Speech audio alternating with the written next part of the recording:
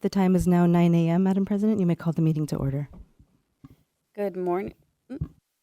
Good morning. We are calling our meeting to order at 9 a.m. today, April 7th. Thank you, everyone, for joining us.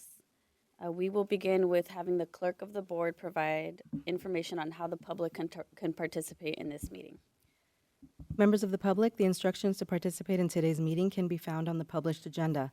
These instructions provide information on how to submit written comments and how to participate via Zoom. Live interpretation of this entire meeting will be provided in Spanish. To access live interpretation services in Zoom via laptop or computer, please click the interpretation globe icon and select the Spanish language. If you're using a smartphone or tablet, please locate the three-dot menu, select interpretation, then select the Spanish language, and finally click done. At this time, I will ask our interpreter, Victor Hernandez, to provide these instructions in Spanish. Thank you, Sherry.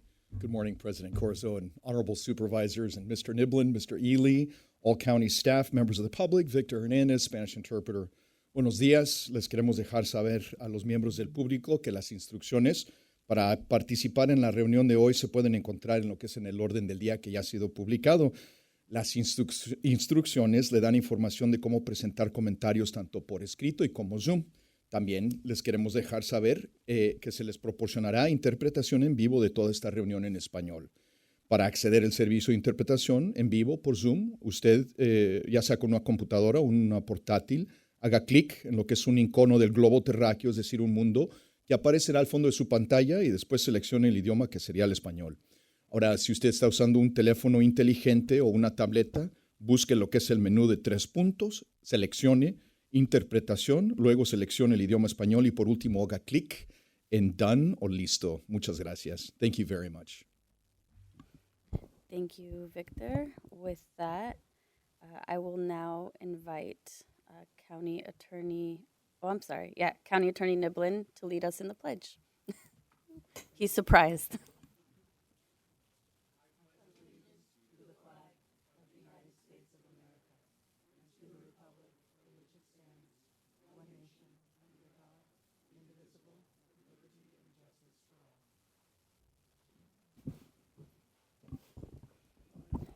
Thank you. Now begin with great job, John. We'll now begin with the Pledge of Allegiance. We'll now move on to roll call. Supervisor Spear? Here. Supervisor Mueller? Here. Supervisor Gaucher? Here. Supervisor Canepa is joining remotely. Here. And President Corzo. Here. All present. Thank you. We will now begin honoring the life of and board member remarks. Do any of my colleagues have comments they'd like to share this morning? Okay. Supervisor Canepa, anything you'd like to share? No, thank you. Okay, I have a few. I wanted to acknowledge that about a week ago, I was very devastated to learn that 3 neighbors in the north central San Mateo community were hit by a vehicle on a Saturday while they were walking near their home. Ramon Sandoval, his son Ramon, and his daughter Maria were hit by a pickup truck and sent to the ICU with pretty intense injuries. And the family is in my thoughts, and the crash is very concerning. There have been a number of pedestrian injuries due to vehicles and traffic injuries in the past several months in our community, and it continues to be something that we have to work to address. I also want to acknowledge that on our consent agenda, there is an item to celebrate our Deputy County Attorney, our Assistant County Attorney? Yes, Assistant County Attorney. Thank you, Madam David President. Silberman for he's not here, is he? He's upstairs right now taking care of client matters. Okay. So. Well, he was appointed to be a San Mateo County Superior Court judge, and so we will be wishing him well in his new journey there with the Superior Court, and I know the courts are lucky to have him. Madam President, if I might, thank you Please, for flagging that. And I know it's a busy meeting today, and that's one of the reasons it's on consent. But David is just a fantastic attorney, and he's been a great asset to the county and to the county attorney's office for, gosh, I think going on 22 years. So I really appreciate you taking the time to highlight the fact that we're honoring him, and I really appreciate the board taking action to adopt the resolution at the time that you approve your consent agenda. Thank you, and we'll make sure he gets that resolution later today. It is also Public Service Dispatcher Week, so we want to thank our 911 dispatchers during this week, but always. Their work is very high stakes, very important to people, not just in crisis, but to our first responders who rely on them to do their jobs and to do them well. And finally, I also want to acknowledge National Public Health Week, which I am co-sponsoring with Supervisor Canepa, and which is on the consent, and thank all of our public health experts who work day in and day out to make sure that we continue to have a healthy community and make decisions with public health in mind. And go ahead, Supervisor Spear. Thank you. I just hope that we have an opportunity to present the resolution to the judge-elect, I guess, at a subsequent meeting. Yes, Supervisor Spear. In fact, we intend to have a little bit of a celebration, probably there on the 5th floor. And my hope is that you all be able to join us at that time, and we can celebrate David in an appropriate way. Thank you. One last point. We are struggling, I think, in this world today to understand how we could be in this horrific war in Iran and yet still see such majesty in the skies, in space. And they're on the way home now, our Artemis II mission leaders. But this one statement by Christina Koch, who is, one of the team there, is worth repeating during this difficult time. We will explore, we will build ships, we will visit again, we will construct science outposts, we will drive rovers, we will do radio astronomy, we will found companies, we will bolster industry, we will inspire. But ultimately, we will always choose Earth. We will always choose each other. Thank you. Thank you. Supervisor Mueller. I just, since it's on the consent agenda, I just wanted to go ahead and call out item 46, which is moving the Peregrine Technology contract forward. It's vitally important, actually, to my incorporated cities, which have been experiencing an uptick in burglaries, and it's a major shift in the county in the way that we're approaching the sharing of information amongst law enforcement agencies. So I just wanted to call it out to the Sheriff's Office. I'm grateful for this project moving forward and for our county staff. Thank you. Thank you. I'll now read our county's land acknowledgement. We honor and affirm the rights of the Ohlone and the other indigenous peoples who call the unceded territories of the San Francisco Bay Area their traditional homeland. We pay respects to the ancestors, elders, and relatives of indigenous peoples for their historic and current contributions to San Mateo County. And we commit to an ongoing effort to bring about healing, inclusivity, and deeper collaborative partnerships. With that, we will now move on to public comments. This is the portion of the agenda that is set aside for members of the public to comment on matters that are within the subject matter jurisdiction of the Board of Supervisors, but that are not on the agenda for today's meetings, and for matters that are listed on the consent agenda, for matters that are set for closed session, and we will be taking public comment for item number 3 regarding the 9:30 press conference on the vehicle license fee shortfall. Public comments will be 1 minute, and if the speaker goes over time, they'll be given a single warning to wrap up, and after the first warning, I'll ask the clerk to cut the mic. This is to ensure equity of voice for all of our public commenters. And for those hoping to make a public comment on item number 5, that will be later on in the agenda. With that, let's begin public comment, please. Thank you, Madam President. Written comments were submitted that were submitted before 5 p.m. yesterday were provided to the board as well as placed online on the public agenda site. We do have 2 speakers in chambers, then we'll go to public comment by Zoom. We'll start with Joaquin Jimenez, followed by Mercedes Segura.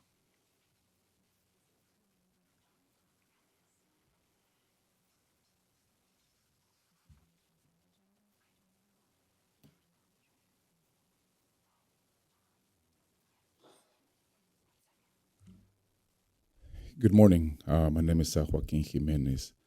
I am the former mayor for the city of Half Moon Bay, and I'm running for County Supervisor District 3. I'm running for County Supervisor District 3 because I'm going to disrupt the status quo.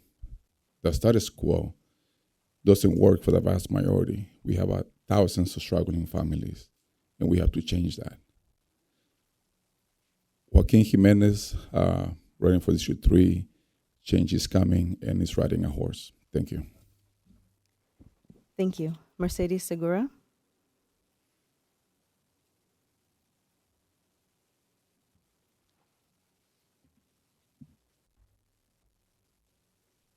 Good morning, President Corzo, Vice President Mueller, supervisors, and staff. I am the chapter chair for SEIU Local 521, representing more than 2,000 county employees.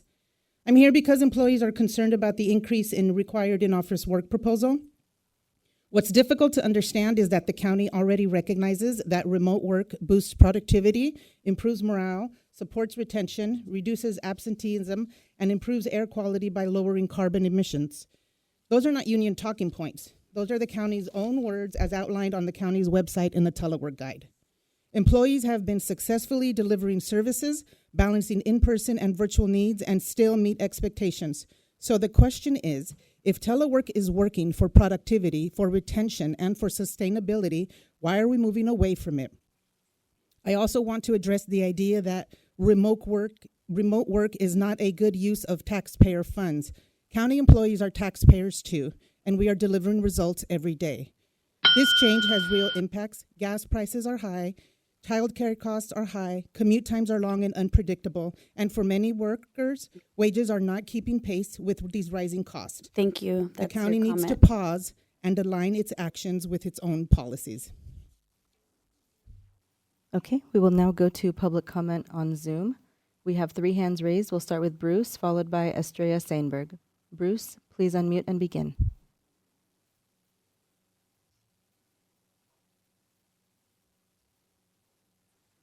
Good morning, Chair and members. I have a straightforward question regarding authority. Where in the Constitution is the authority granted to provide special or selective tax relief to particular projects or entities? Because the power to tax is one of the most sensitive powers delegated to government and is generally understood to require uniformity and equal application. The maxim applies. What is not granted is withheld. If authority for selective relief is not clearly granted, then it cannot be assumed through process or policy.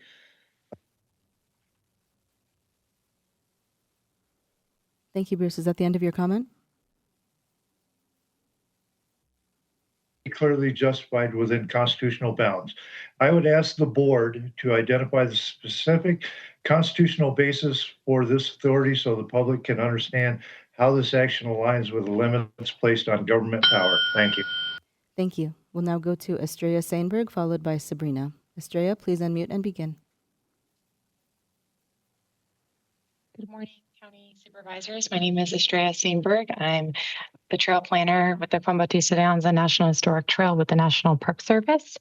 Thank you for considering the resolution this morning to acknowledge the commemorated year of the Juan Bautista de Anza expedition of 1775 to 1776. We've been partnering with the county and jurisdictions and organizations within the county for several decades now to commemorate the Anza Trail and to mark the contiguous recreational trail. I acknowledge what Supervisor mentioned regarding the safety of pedestrians and those using active transportation, and that's what we work towards in partnership is a safe and accessible retracement recreational trail. So today, when you're considering the proclamation. I just, invite you to think about this vision and look forward to hopefully more collaborations in the future. Thank you. Sabrina, followed by Ann Schneider. Sabrina, please unmute and begin. Thank you. I come as one of in the peace and love of Jesus Christ, as one of the people, Surrey jurists, who hold all political power as declared in the California Constitution, Article 2, Section 1, and the U.S. Constitution's Amendments 9 and 10. The U.S. Constitution is the supreme law of the land.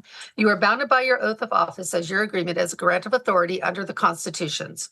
This board of public servants, trustees, and their agents are knowingly violating the God-given rights of the people, which are codified in the U.S. and California Constitution, to which you swore an oath to uphold. Maximum laws. A false oath is perjury. Punishment is due if the words of the oath be false. Can you show where in the Charter, Brown Act, Home Rule is superior to the inalienable God-given rights of the people or the constitutions? The right to, including the right to speak on all subjects, such as a poetry readings in the consent agendas. 3 minutes has been ruled by the courts as a reasonable amount of time. Please provide immediate due care with God's blessings to those who hold all political power, the people. Thank you. Thank you. We'll now go to Ann Schneider, followed by Martin Fox. Ann, please unmute and begin. Thank you. Good morning. Ann Schneider from Millbrae. I know it's budget time, and you're also dealing with something that brings back the memories of La Quinta in Millbrae. I would like to encourage the county to start looking at your historical impacts onto local government. After La Quinta, I started looking into Millbrae's history, honestly, even though I grew up here. And the airport is almost 100 years old. When the airport came in on county land, it took away the shoreline from Millbrae and San Bruno, but it took away 100 years of economic opportunity.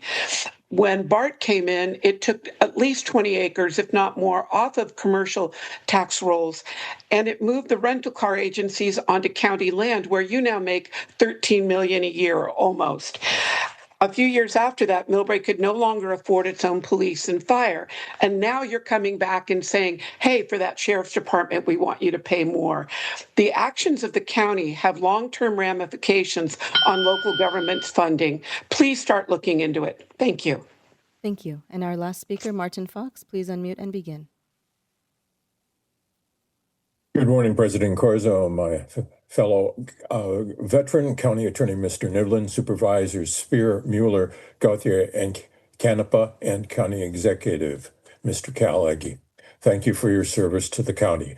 Please make the county safer and healthier for persons living with serious mental illness and their families by supporting the immediate reintroduction and passage of the repeal of the Lanner and Peaches Short Act as a top county state legislative priority, and defunding of disability rights, California Law Foundation of Silicon Valley, who defend the immoral Lanner and Peaches Short Act, a top county federal legislative priority. California and San Mateo counties residents need a Dorothea Dix type of inspired, compassionate mental health treatment system, and they need it now. Thank you. Thank you. Madam President, that concludes public comment. Thank you so much. With that, we will now move on to take action to set the agenda. And because of agenda item number 3, I'm going to request that we move item number 2 before item number 1. And also that we move item 15 to a future meeting and item 17 to the regular agenda. So I moved to approve the agenda as stated. Is there a second? Second. Thank you. Okay. Yes. I'll take the roll call vote. Supervisor Spear, Aye. Supervisor Mueller, Yes. Supervisor Gaucher, Yes. Supervisor Canepa, Aye. President Corzo. Yes. Motion passes to set the agenda and approve the consent agenda with the exception of pulling item 15, moving number 17 to regular, and hearing item 2 before item 1. Thank you. With that, we will move on to our regular agenda, and we will begin with our presentation of a proclamation designating April 11th through 17th as Black Maternal Health Week, sponsored by Supervisor Gaucher. Thank you so very much. Good morning. I'm honored to present the proclamation recognizing April 11th through the 17th as Black Maternal Health Week in San Mateo County. This week calls national attention to the Black maternal health crisis and uplifts the voices and experiences of Black mothers. As we recognize Black Maternal Health Week, we center the importance of ensuring that every mother, regardless of race, income, or zip code, has access to safe, respectful, and equitable care. Here in our county, the data is clear. Although Black residents make up a small portion of our population, Black infants experience higher rates of preterm births, low birth weight, and other adverse outcomes. These disparities are shaped by inequities in access to quality care, culturally responsive services, and the chronic stress of discrimination. Addressing these require collaboration across healthcare, public health, and community partners. San Mateo County is advancing this work through our Maternal Health Trust Fund, which supports awareness, engagement, and community-centered solutions. And during Black Maternal Health Week, we will host a public screening of the risk of giving birth, followed by a community panel to deepen understanding and inspire action. I would now like to invite Dr. Anand Chabra, the medical director at the San Mateo County Health, to provide brief remarks on the disparities in maternal health and to highlight Black maternal health. Thank you, Doctor. Good morning, President Corso, honorable members of the board, Mr. Niblin and Mr. Ely, and thank you, Supervisor Gaucher, for this proclamation. Maternal health is an area of significant concern in San Mateo County and throughout the nation, and the impact of maternal health extends beyond the pregnant person to the fetus or infant and to families and communities. The United States pregnancy-related mortality rate has been rising for the last 35 years. And although California has the lowest pregnancy-related mortality rate in the nation, a pregnancy-related death still happens every 5 days in California. Importantly, 80% of these deaths are preventable and could have been avoided through reasonable changes at the community, health system, provider, facility, or patient and family levels.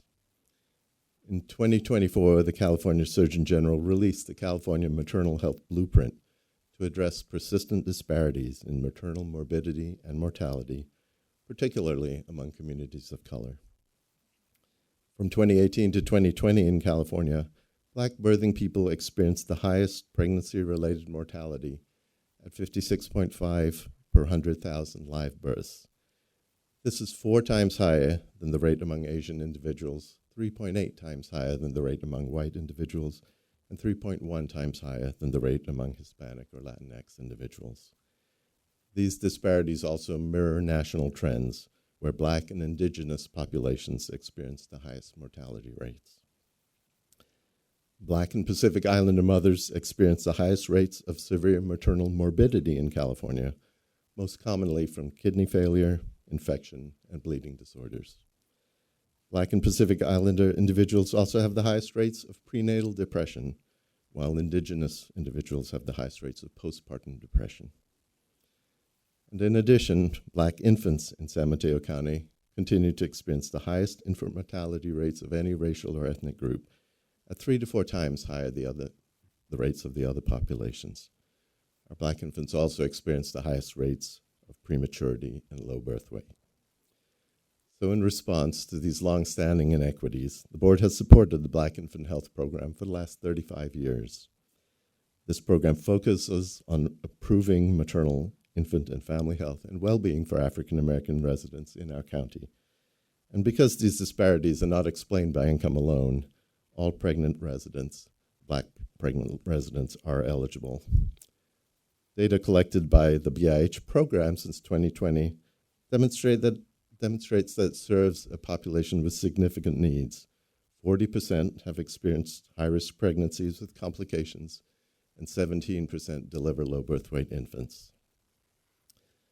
The program addresses the cumulative health impacts of racism and long-standing structural inequities through comprehensive services, including case management, culturally specific education, nursing and mental health services, support groups, client advocacy, breastfeeding support, and connections to primary care, doula services, dental care, and childcare. And the program has also identified a shortage of African American OBGYNs in the area who accept Medi-Cal. Emerging research suggests that Black infants experience better birth outcomes when cared for by Black healthcare providers. We hope to address this through ongoing outreach to the healthcare communities, such as at the event next week. In conclusion, we want to thank you for your focus on Black maternal health. And I'll invite BIH Coordinator Siobhan Washington, as well as Clinical Services Manager Maribeth Varay, to join me for questions and with your support to accept the proclamation. Thank you so much. Thank you, and I know through the chair we have limited time this morning because, okay.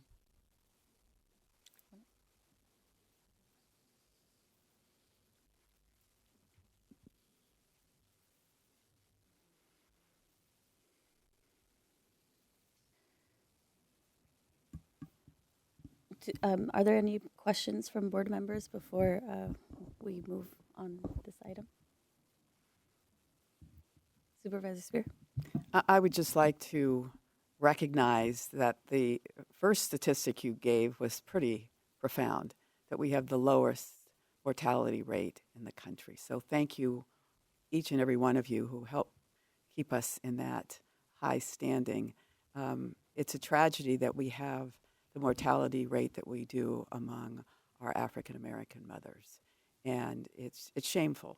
So I'm delighted to see us recognizing the efforts being done here and creating opportunities for the public to see the risk of giving birth to our population of African American mothers. Thank you. Thank you. I have a quick question as well. Is there any concern about residents enrolled in this program and the HR1 impacts of additional barriers and requirements for Medi-Cal? That's a great question, Supervisor Corso. I think the additional work requirements and some of the other requirements could definitely have significant impacts. Most of the clients served in BIH are on Medi-Cal, and so while it's open to all African American residents, most do have Medi-Cal, and so yes, I think anything that makes it harder for folks to stay on Medi-Cal could potentially create problems. Thank you. I'd say that I'd love to work closely with Supervisor Gaucher and with you all to make sure that HSA is paying special attention to this specific population because of the increased risk. So thank you for doing this work on a day-to-day. Did you have additional comments from the other speakers? Any? Not. No? Prepared. Okay. No, thank you. Okay. With that, I believe we can move on to public comment before we make the motion and take the vote. Thank you. Thank you, Madam President. I don't have any speaker cards from chambers, so we'll take comments on Zoom now, starting with item 2. Sabrina, please unmute and begin. I come to you in the peace and love of Jesus Christ as one of the people, surrogers, who hold all political power. With the amount of fraud that is now totaling in the trillions, not millions, how do you justify such an unconstitutional existence of this program? This is a repugnant to Article 1, Section 8 of the California Constitution and Article 1, Section 7B with no class, special class, or privileges. This would be discriminatory to other people as you priority only one segment of the population. I want to know read the maxim of law. The main object of government is the protection and preservation of personal rights, private property, public liberties, and upholding the law of God. How is it upholding the law of God when you say birthing peoples? God created a man and a woman. So please stick to your oath and restore all the political power back to the people. Thank you.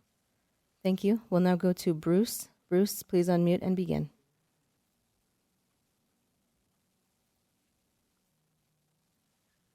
Good morning, board members. I'd like to address the use of public resources in official capacity in connection with events such as the one presented here, when county branding elected officials and public departments are involved in promoting or moderating events, it raises an important constitutional question. Is the government acting as a neutral provider of services or as a participant in shaping a particular viewpoint? The maxim applies. Public power may not be used for private or selective advantage. That includes not only financial advantage, but also influence in public discourse. When public authority is aligned with a specific narrative, even indirectly, it creates an imbalance. Because that platform is not equally available to all viewpoints, fiduciary duty requires neutrality, especially when public resources and official positions are involved. I would ask the board to clarify how it ensures that public involvement in such events remains Thank neutral, you. That is your balanced, time. and consistent with constitutional next limits. Bruce, your comment, time Thank has you. been called. And Madam Chair, there's no more public comments. Okay, back to the board. Happy to take a motion. Before we do that, I just want to say that in this community, we care about our residents, and we make sure that the residents that need it the most have the support that they deserve. Supervisor Gaucher.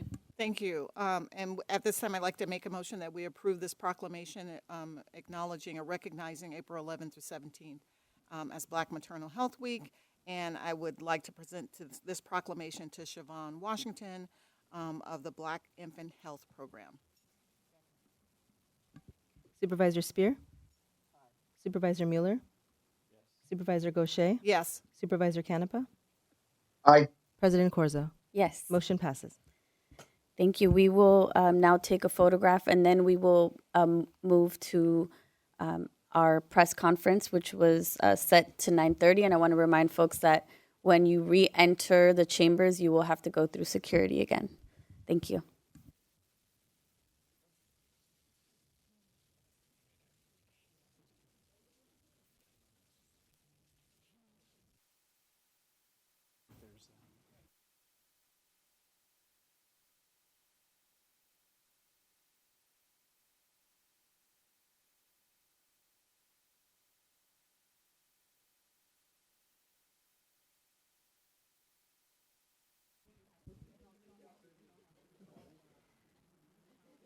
And we have President Canepa on the screen. Or Supervisor Canepa, excuse me.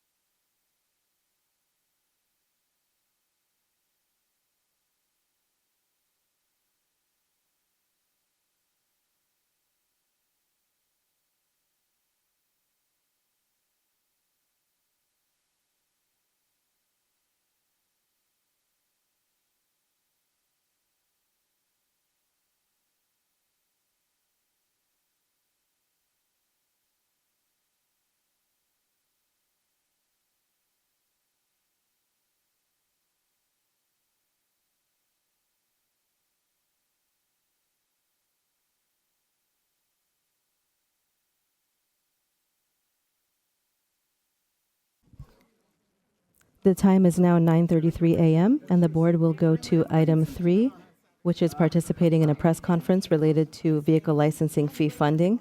Following item 3, the board will return, and the board meeting will resume in the board chambers.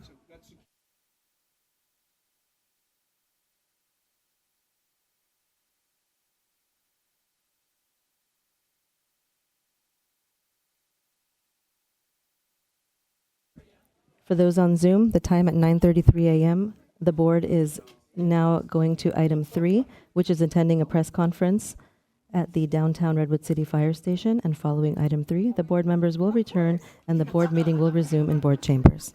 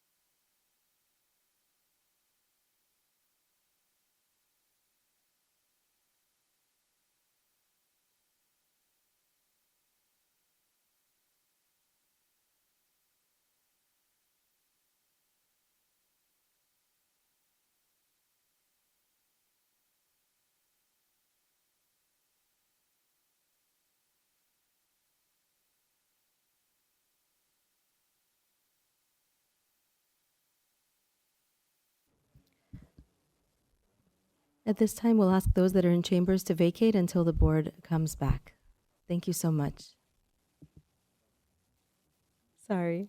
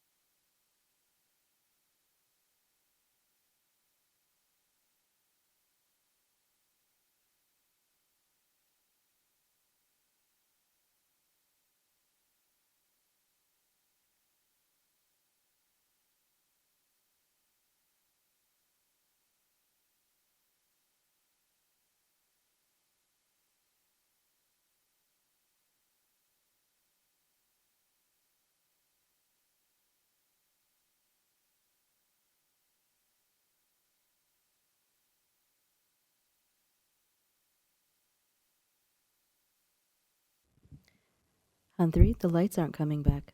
Oh, never mind. They are now.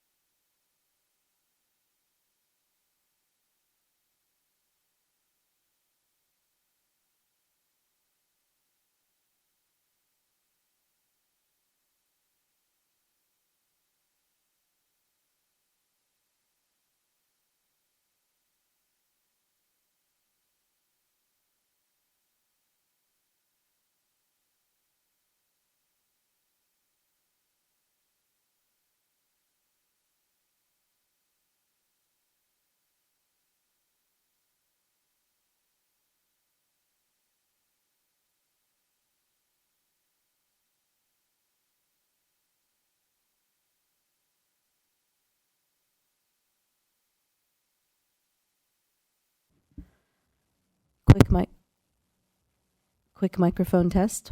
Clerk test, 1, 2. Test 1, 2.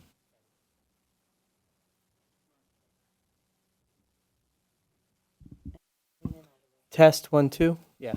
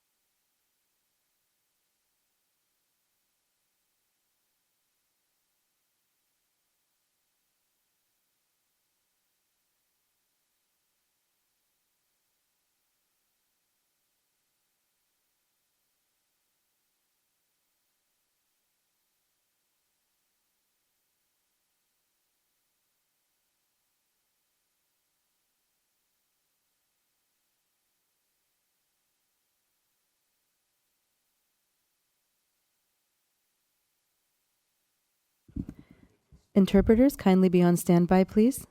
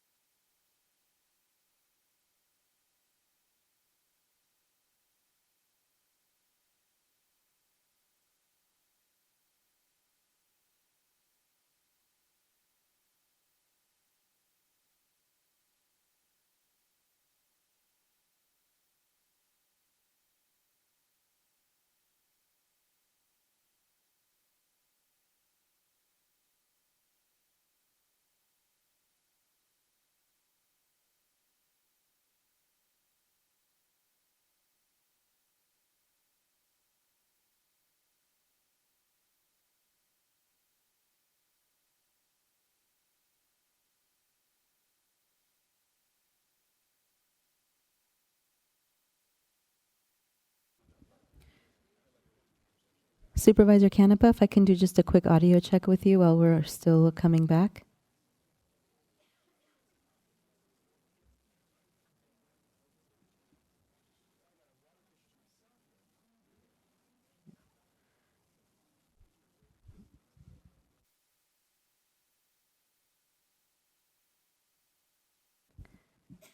Supervisor Canepa, if I can do a quick audio check with you as we come back. Yep, I'm here. Great, thank you so much. Thank you. It'll be just a few minutes.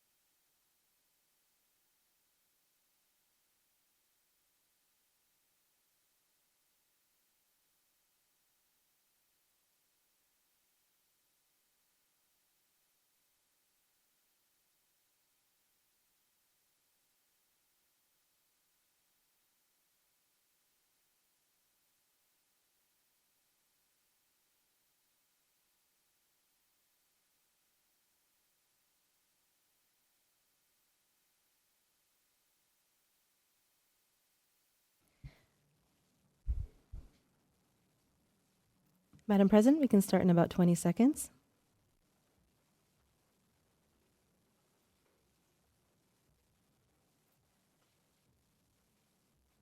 Madam President, the time is now 11:01 a.m., and if we can start with a quick roll call now that we're back in session in the board chambers. Supervisor Spear? Here. Supervisor Mueller? Here. Supervisor Gaucher? Here. Supervisor Canepa? Here. And President Corzo? Here. All are present. Thank you. With the conclusion of item number 3, we are now resuming to our regular agenda, and we will begin with item number 1, which is our quarterly poetry reading by San Mateo County Poet Laureate Antonio Lopez, and a presentation of a proclamation designating April as National Poetry Month. And I believe our Poet Laureate has a guest with him as well, who we will be hearing from. Welcome.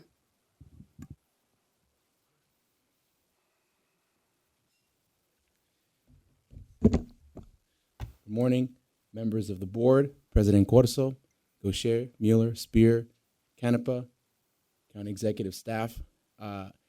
I know a lot always goes on in this county. I understand you guys had a big conference this morning, and I know VLF, and as someone in your position, I get it. And once again, I'm here to remind you, why poetry, right? Why is this thing of the written word, of art, of storytelling, of creative expression, why is that as critical as insurance, as daycare? And hopefully this morning, I'll share a poem, and we also have a wonderful guest today whom I'll introduce to show you and underscore where we are and also where we're headed. And that San Mateo County, in addition to many things, is incredibly fortunate to have wonderful talent, wonderful voices that are speaking from as far away as the coast and as close by here as San Mateo County. So I know for me, the poems that I've read have a social commentary, right? I write a lot about my identity, my experience, my culture. But we're also people of love and people of cariño and of nurture. And so this poem is written in dedication to my partner, Madeline Anderson, and at our recent engagement, and we took a little photo shoot. And there's a tradition actually in poetry where you write poems in response to photos called ekphrasis. I'll spare you guys the lecture. But in any case, so in this poem, it takes place at Funston Beach, which I know isn't in the county, but it's close by. And so you can imagine sort of us taking this photo shoot at Funston Beach. And then afterwards, I will introduce our next speaker. This is called What Funston for Maddie. What Funston for feet to dance, sunset to shore on our backs. All is golden this state we're in, young and newly wet.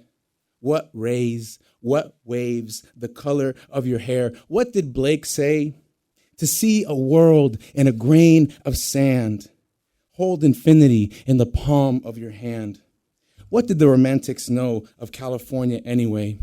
The only eternity I've known are in telenovelas or in courtrooms. What did English know of my mouth before I met you? Blood, blade, ballad. See, from this last photo, we head towards the cliff. From this view of the world next to you, it's almost as if I can run on water. Thank you.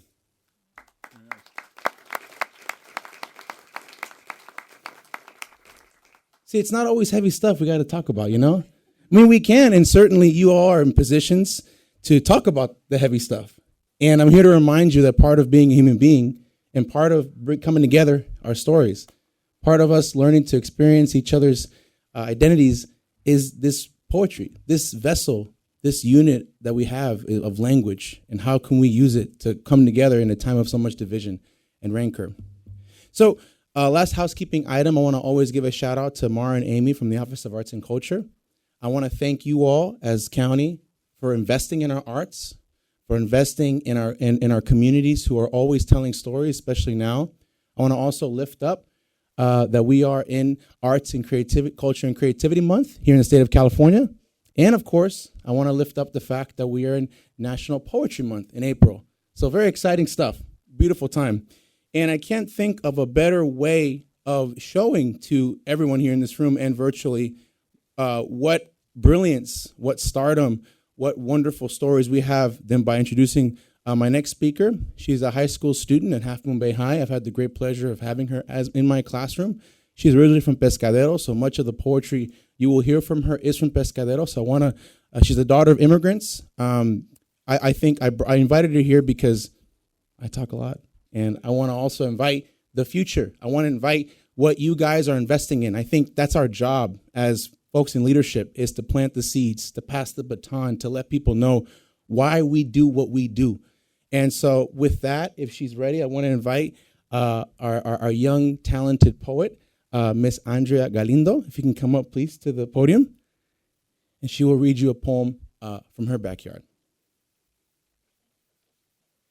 Hi, everybody.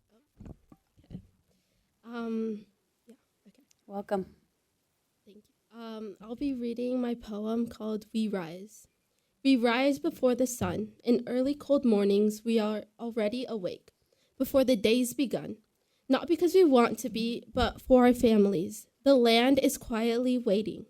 Boots pressed into dirt, still cold from the night before. Hands know what the day will ask of them. Go through pain, strain, and hurt. No one explains it, but they just show us. And we learn bit by bit. We watch our parents moving quietly. They know the right rhythm and pace. Learning from our inheritance. They don't say it, this is sacrifice, but we feel it and we carry it. They say, ándale, échale ganas, hoping their sacrifice will be worth it, worth every bit. But we understand. At school, my words come out mixed. May I go al baño? Though they tell me to choose, I should be fixed. Our language comes from the fields, from dust and work, from what the earth reveals. At dawn, the garden calls me. I kneel into the soil, roots pull back, earth thick beneath my nails. My hands ache, my sleeves may tear, but I make room for something to bloom. For every step I take, berries stain the palms red. Sweet but sharp, a moment that lingers and spreads. People see the fruit, clean, untouched, fresh produce, but not its roots. They don't see us, the bent backs, the sunburnt necks, the hands that crack, they don't see us. But we are here, like sunlight, quiet at first, then everywhere. Farmers are the reason things grow. Thank you.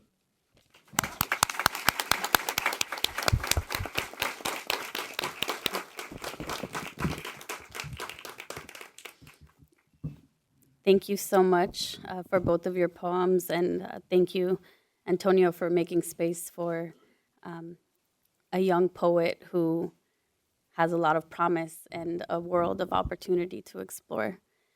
I wanted to also recognize that it is National Poetry Month, and we do have a proclamation for you. But before we present it, I wanted to thank former supervisors Carol Groom and Supervisor Warren Slocum for creating the position of a poet laureate and for beginning the tradition of having these quarterly readings that we have the honor of continuing.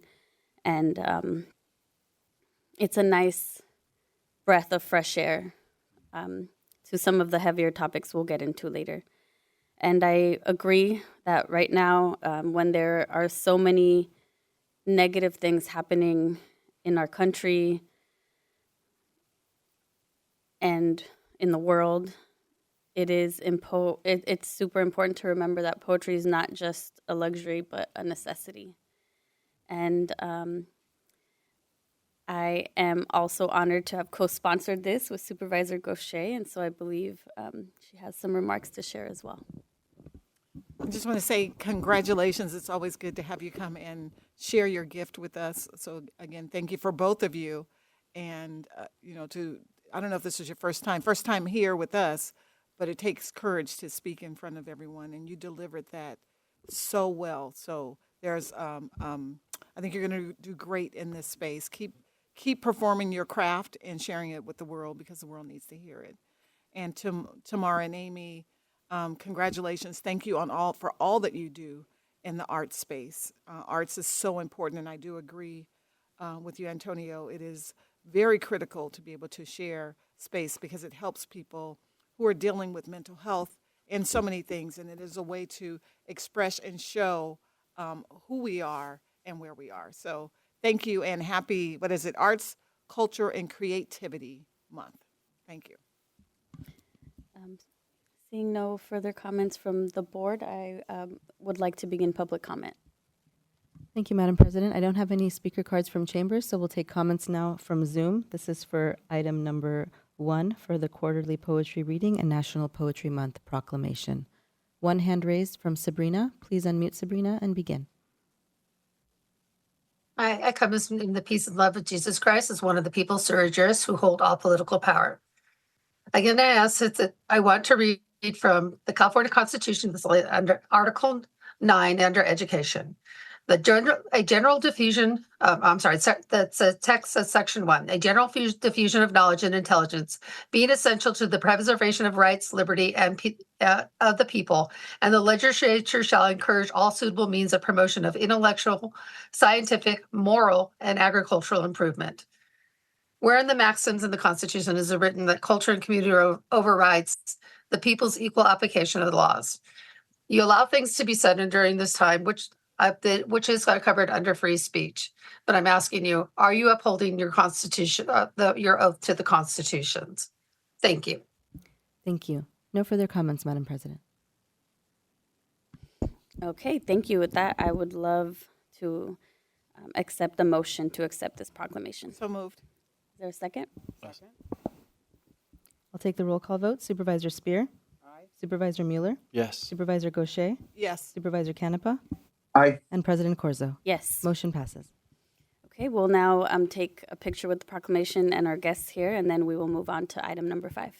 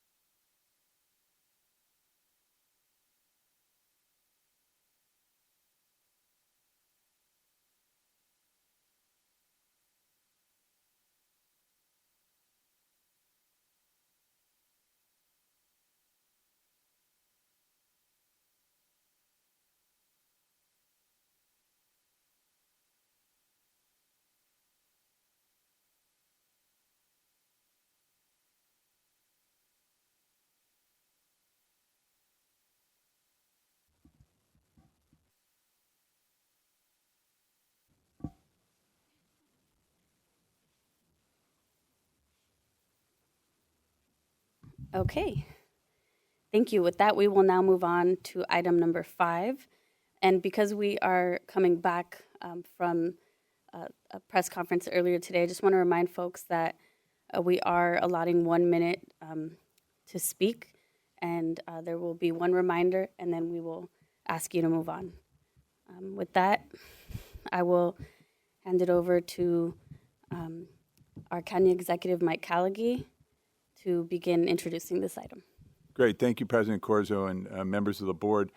I'd introduce to you today the opportunity to purchase a property in Burlingame consisting of approximately 2 acres and 34,000 square feet of building space.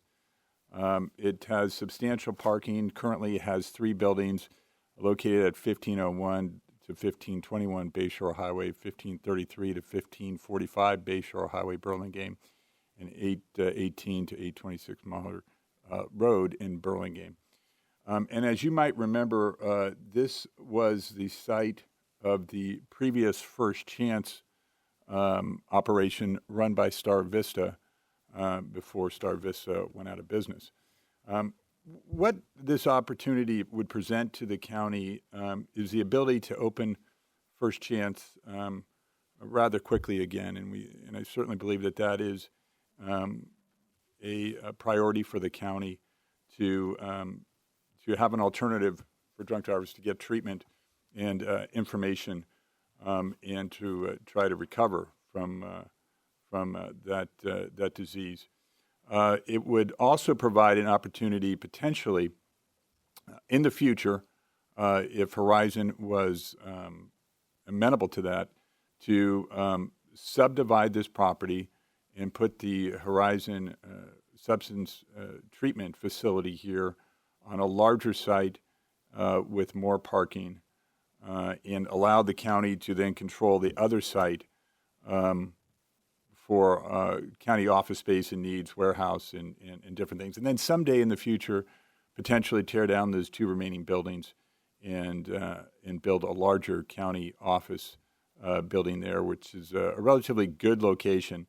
I'd like to note there is good transportation to this site. It is approximately, it does have a bus line that runs I think right in front of it, and it's certainly walking distance to BART and Caltrain and the Millbrae station there. If we were able to strike a deal, and if the state was amenable to changing the grant for Horizon, we could sell half the property, which was something I was very interested in, is having some site control over this large grant that Horizon will receive from the state, over $25 million. And what it would do is allow us to recoup half the purchase price while we utilize the other half of the property for government purposes, but also then restrict the property so that it can be zoned for, we would restrict it for zoning purposes that can only be used for this purpose. So we'd have that guarantee in perpetuity that this property could be utilized. At the current site, we don't have that ability.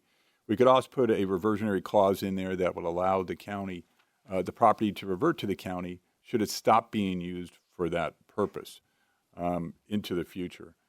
So for those purposes, we have initially spoken with the owners of the property, and we do have a letter of intent to sell the property for $13 million. With your approval today, we would establish the purchase contract and move forward with that with the owners of the property. And I'm certainly here to answer any questions that you may have. Thank you. So I'm happy to start, and I wanted to state that this item was originally intended to only be on closed session, and I requested that it be put on the public agenda so that we could have a transparent conversation about the pros and the cons and how we got to this recommendation. And so we're going to open for questions from the board, and I will see if my colleagues have any. I have several, but I will defer to my colleagues to see if they have questions on this item. Supervisor Gaucher? Through the chair, I'm just looking at the graph and listening to you. This isn't a place where we already had services, and we would then be just bringing those services back to an area that's already familiar. Yeah, Supervisor Gaucher, it's a really good point.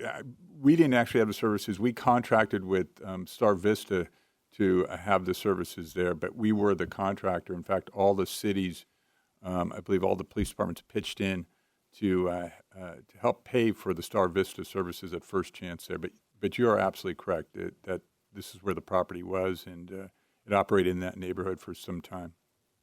And does the property require a lot of rehab, or is it ready to go right away? These are. I think that we could get First Chance up and running relatively quickly because not a whole lot has changed there. The roofs are about 30 years old and probably needing replacement at some point in time. We would do our due diligence if there is if the board approves a purchase contract, then we'll go in and do our due diligence and really do the heavy inspection with Public Works as they walk through to see if there's anything that we might have missed. This is in a flood area, but we believe that that will have to be fixed because all the hotels are also in that flood area and in a major corridor for traffic to the airport, along with the airport. So we believe that will be taken care of in the future, and that. But we'll take a look at all of that. In any type of rehab to the building, we'll take a look at once we are in contract and are able to do inspections. And last question for me, have we communicated or been in contact with the city council and city staff in this area as well? I have been in contact with the city manager and let the city manager know as soon as we were looking at this before we entered into an LOI, and it was just more of an informational than anything else. She thanked me for providing her with that information. Thank you. Any other questions? Supervisors?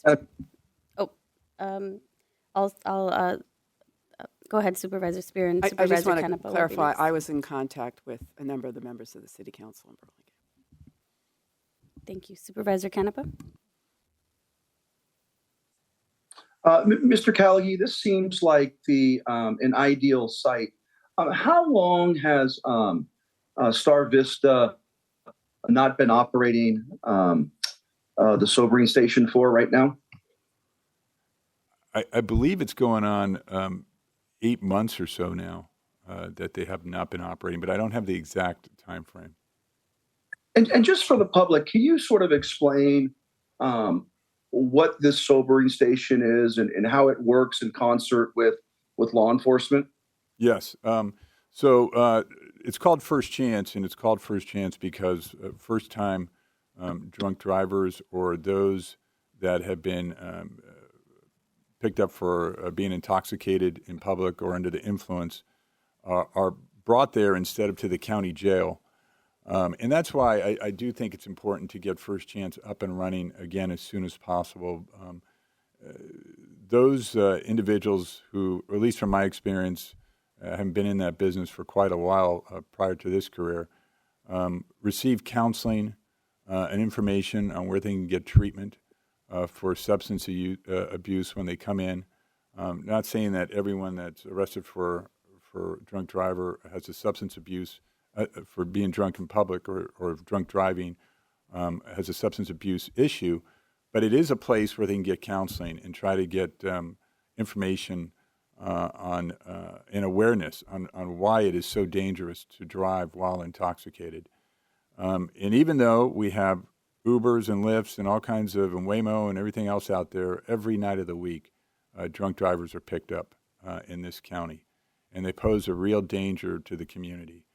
And therefore, I think it's imperative that we do get a First Chance like facility up and running as soon as possible. And it serves as an alternative to going to jail. And obviously, it's expensive to book people into the county jail also, where they do not receive the necessary information that they'll get at First Chance.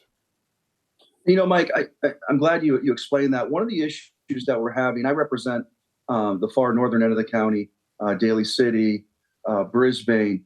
And one of the issues, because of First Chance not being able to operate, they basically have to take people, you can imagine, from the most northern tip of the county all the way to Redwood City. So you can understand why a lot of these cities, and especially the police chiefs, want to see this online. My next question is that with the other site on El Camino Real, when would a First Chance, if we put it at that location, how long would that take? Because we already have a facility just built and it's already functional.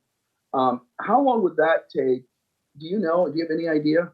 I think it would be somewhere around probably 18 months to 2 years for them to build the new facility, to fully plan it out and get the required building permits and so on to build it out. So that's my best estimate, 18 months to 2 years. And then with the site here on the screen, how long do you think we could get that site up and running on the first chance side? Supervisor, I've not been in the site, but I don't think it's changed much. I did walk around it and I looked inside, and it appears that the inside has not changed from the last operation. So I think we'd want to go in, assess it, modernize it a little bit, and then get it up and running within months is what I'd like to do. Okay. Thank you so much, Mr. Callaghan, and thank you, Madam Chair. Thank you. Hearing no other questions, I'll begin with mine. So County Executive Callaghan, when did our county become aware of Horizon's interest in opening a sobering center in our county? Oh, geez. It would have been, I think, October of last. I think it was September. September? Mm-hmm. September of last year. I knew it was last year. Yeah. Okay. October, September. Yeah.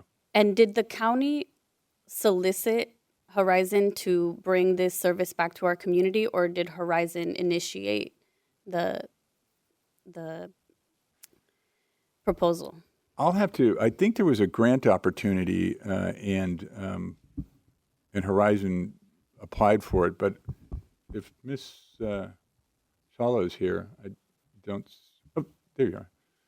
Do you know how that came about? Was it a grant opportunity? So we do have Horizon staff here, and I know they're ready and willing to take questions. So maybe we just share kind of like I'd like to ask our county staff questions, and then we can bring Horizon up to clarify in a bit. Sure. Okay, thank you. So can you tell me if the property that is being proposed for purchase, how many public tax dollars would go into that versus the proposed site on El Camino in San Mateo? Right. So if the purchase or price, an estimate, because I know hasn't been purchased yet. So. No, the LOI is for $13 million.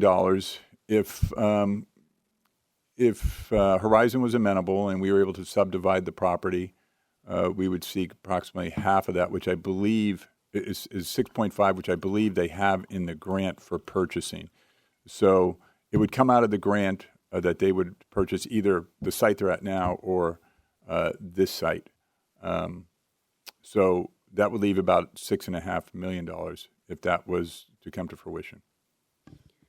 Okay, but isn't it correct that currently the proposed site at El Camino would cost the county $2 million of opioid settlement funds? Yeah, I think that's absolutely and correct. And that's it? That's absolutely correct, Supervisor. That's right. That site, whether it's that site or this site, it'll be $2 million in opioid settlement funds. But at the Burlingame site, it would be $2 million plus an additional 11 of general fund dollars. Is that right? Well, I think it would be more than that. It would be $13 million at this site, with the hope of recouping half of that. Okay, and if we own this property, are we not then responsible for any construction or development or upgrades? No. Well, if we subdivided the property and sold half of it, let's say to Horizon, they would be responsible for building the new facility with the grant funding that they're receiving from the state. So that would not be our responsibility. We would be responsible for upgrades on the rest of the property, the other two buildings that we're utilizing for county purposes. Okay, and would any construction there be even if it's so?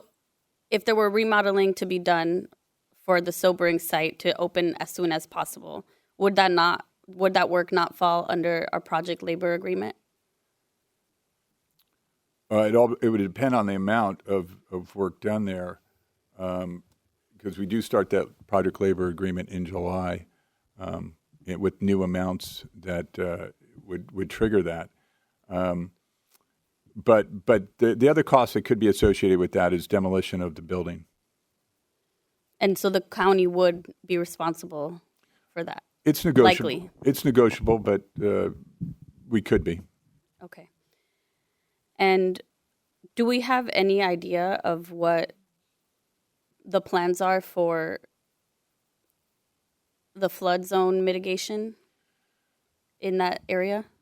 We would take a look at that. We own other property in that area on Mitten, and we're pretty confident with some of the infrastructure that Burlingame has put in the past that we won't see flooding. But I know that there have been talks of flood mitigation measures along that entire area of Hotel Row, which this is part of, just because of the economic engine that presents, that has got to be preserved.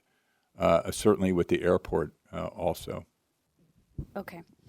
So just for clarity, the site at 101 would cost the county $2 million of opioid settlement funds, and purchasing the site in Burlingame would cost the county at least an additional 11, not including remodels or demolition. It'd be 13 million. But 2 are from the opioid settlement fund. No, it would be in addition to that. So the sales price would be 13 million. Yes, so 11 general fund, 2 opioid. No, so I'm sorry, I'm not being clear here. So the 2 in opioid is part of the grant funding, as I understand it, our match. We would be purchasing the property outside that grant funding. So 13 million general fund dollars. 13 million general fund with the hope of being repaid half of that. Okay, in the long run. If the property was subdivided and Horizon took ownership of it. Okay, and can you tell me how far away the Burlingame site is from a school? There is a school in the area, and I'm not familiar with the school, but I don't know exactly how far it is. I can certainly get you that information. Okay, it's a half mile from Peninsula High School. Okay. And is there any housing at all in this area right now? I don't think so. I think it's an industrial area. There's hotels and so on across the street, but it's an industrial area. Okay. And from what I was able to calculate right now, it's actually 1.5 miles to BART of walking. That's without a bus. So that's correct. Okay. And how is the potential purchase of this property different from how we normally go about purchasing property? Well, we would normally have this meeting in closed session to talk about the pros and cons of it, and this is much more open. Yeah, but apart from that, okay, I'll say so. It's typically the same, that we would typically negotiate an LOI, and then we would come to a closed session and discuss that, and the board would give us permission to move forward with the sales contract. And then that would come back to the board for approval. There'd be a 30-day posting period, and then it would close sometime after that. Thank you. And do we have a commitment from the state to allow this site to be located? We've had conversations with the state, and they certainly seem amenable to it. I don't have the particulars. I know that Horizon is having further discussions with them, and I believe one of those discussions either took place today or will take place today. And I have a conversation, a phone conversation set up with Horizon tomorrow to kind of understand what the parameters were around that. Okay. But in our conversation, they seemed amenable. Okay. And so even if we voted to move forward with this today, the county would the county wait until we have 100% commitment from the state to allow the site to be relocated before purchasing, or what is the plan for that?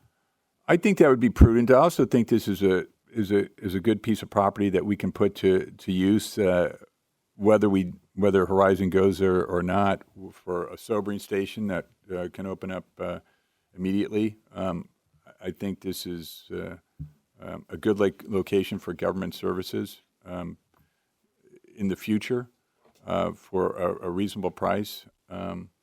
But the timing would work out that we'd be able to understand what the state's intentions were before we closed on the property.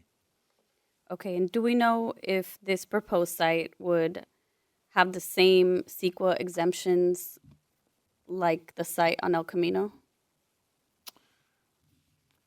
I believe that this site would be under county control, which would allow us the zoning. A turn to the county attorney to ask for to answer the CEQA question. Yeah, I believe it would. I believe the same statutory framework would apply.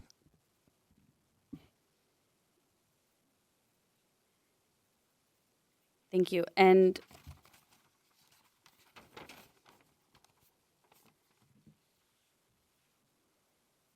can you share who's been involved in the conversations with the state for the site change? Yes. Our chief of health, Colleen Chawla, Supervisor Spear, I believe, was on one of the calls, and certainly Horizon. Okay, thank you. And so I'm going to conclude my questions in just a minute, but is it true then that our county has had an unmet need for about, let's say, 9 months, that Horizon took the initiative to support our county with? Yeah, there is no doubt. We didn't solicit them. Not to my knowledge, but there is no doubt that we have an unmet need in this county for substance abuse treatment. And why didn't we consider buying a property before the grant was submitted? I think we were looking. I think we have been looking at properties for a while. I just don't think we've found the right one. I don't think this was for sale at the time. I don't think it was. Okay, that's helpful. Thank you. Okay, any other questions, Supervisor Spear? Thank you. I could add some clarification. It is the Director of Healthcare Services for the state met with us and made it clear that, in fact, there have been other circumstances where a site has been changed after a grant has been issued. And she said it's happened at least 6 times that she knew of. So I think that's important to note as well. Let me also ask the county executive, for some time now, we have been looking to get out of leasing arrangements and purchasing property. And if I look at this, the data that I have in front of me, it looks like on a yearly basis, we are spending $23 million on leases at 45 different facilities. So as I looked at this property, I thought, sure, we could subdivide it, but we could also use it for many other county purposes by getting out of leases and not having to pay that additional money. So there's a lot of savings that can be had here as well. And then when you look at the issue of the sober station, and I frankly, before getting on the board, wasn't very familiar with sobering stations. And I don't know if I like them, because I think people who drive drunk should get a real awakening about how serious their conduct is. But having said that, we've had a sobering station for a number of years, and it has great savings to the taxpayers in terms of the county jail, because we have seen an uptick, a doubling of the number of individuals who have been actually charged and placed in the county jail since the sobering station closed. And I just did a rough estimate of how much money we will be saving if, in fact, we were to open the sobering station now versus if we had to wait another 4 years for Horizon to build its facility. And we will be saving upwards of $250,000 a year by having individuals housed at the sobering station instead of the county jail. So there's a lot of savings in this proposal as well, I believe, because it's something like $400 the cost at a sobering station. It's $1,200 the cost to place someone in our jails. So I think for a lot of reasons, this has great merit for us, whether it's for Horizon, which I think it would be ideal for, but also for a number of other potential uses by the county. And if I may just add that through this board's leadership, we have endeavored to get out of as many leases as we can. And in doing so, in this board authorizing us to purchase locations, we are saving millions of dollars a year in leases, and something that we can't control, obviously. So now we've basically got control of our own destination. Mitten's a great example. We built that out so quickly, credit to Public Works, but almost every square inch of that place now is designated for county space, and there's still more demand. So I was surprised at how quickly it filled up, but every time we get out of a lease, it's a good thing. Thank you. And I want to thank you, County Executive, and Carolyn, and everyone else who's worked in negotiating this this potential deal, because I think it's in the best interests of all of us here in San Mateo. And I got to say, it's really Carolyn Shaker, who's an incredible representative of this county and our real property manager, who worked with the property owner to come up with an equitable price. She is really excellent at that. So I wanted to actually invite Horizon to share on kind of their process, and I'll ask a question just to help guide that conversation. But can you help us understand how you identified the need for the sobering station? I know you run the detox facility on Palm, and you work closely with our Department of Behavioral Health and Recovery Services. And please share your name as well. President and members of the Board of Supervisors. My name is Daria. I am the Chief Program Officer at Horizon Treatment Services, and I oversee all the operations as well as clinical services that we provide. By training, by the way, I am a licensed marriage and family therapist, and so it is my personal honor to make sure that these programs are run at the highest standards of ethics as well as regulations. Our programs, just to also offer some clarification, they are not merely sobering stations that provide services to individuals who might have engaged in DUIs. We are a medical operating treatment provider. All our programs are evidence-based. We also provide services in the school system, providing early intervention and prevention services, as well as outpatient clinics where we treat families and adults. And the program in San Mateo is intended to provide majority residential level of care, actually, as well as detox level of care, where the individual's length of stay is intended to be about 30 to 60 days. I'm very proud to share that everyone who graduates from our program, which is about 70%, graduate successfully, and within that 30-day treatment, we do see a reduction of their symptoms by 85%. And that means these individuals are able to go back to their families and connect with their kiddos. I know there's been concerns around school and safety for children, but our clients are mostly falling within the age range of 35 and 45. So these are adults who have careers, who have families, who have children that are waiting for them at home. These are residents who are contributing citizens to our communities. And we provide services that effectively address their mental health and substance use co-occurring conditions.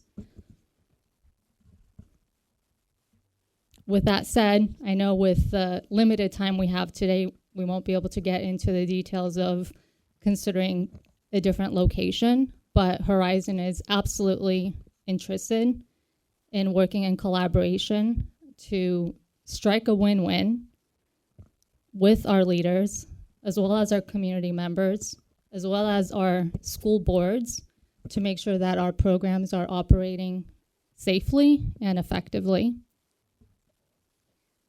One thing to note is 1 out of 4 community members are actually impacted by some form of substance use and co-occurring mental health condition.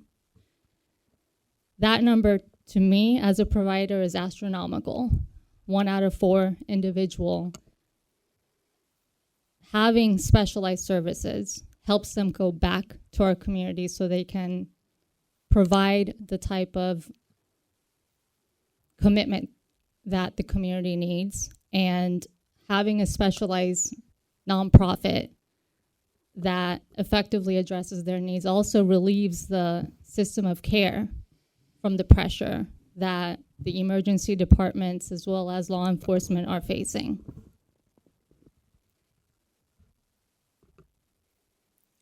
Thank you. Happy to take any questions Yes. if you have any. Thank you. Can you talk a little bit about the workload of your staff in applying for the grant at the site that right now is the only site that's been approved by the state? Absolutely. Could you clarify the Yes. question on workload? How much work went into selecting a site, preparing the grant proposal, working with BHRS to understand the details and the need in our county, et cetera? So there were 9 sites that we scouted in the past year prior to applying. And based on DHCS regulations, every site has to meet certain criteria. And those criteria have to do with environmental factors and safety, proximity to public location services, which, Madame, you addressed. And out of those 9 sites, the San Mateo site was the one that matched all those criterias.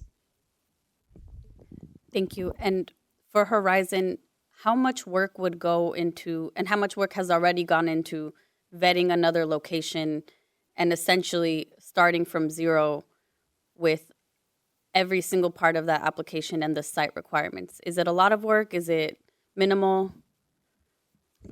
Is this in reference to the Burlingame Yes. site? There is a lot of behind the scenes work. The construction to launch the San Mateo project would take 2 years. So that does require a lot of inspection of the facility. And so there's a lot of prep time that would have to go into considering Burlingame if that's something that we would explore. Absolutely. And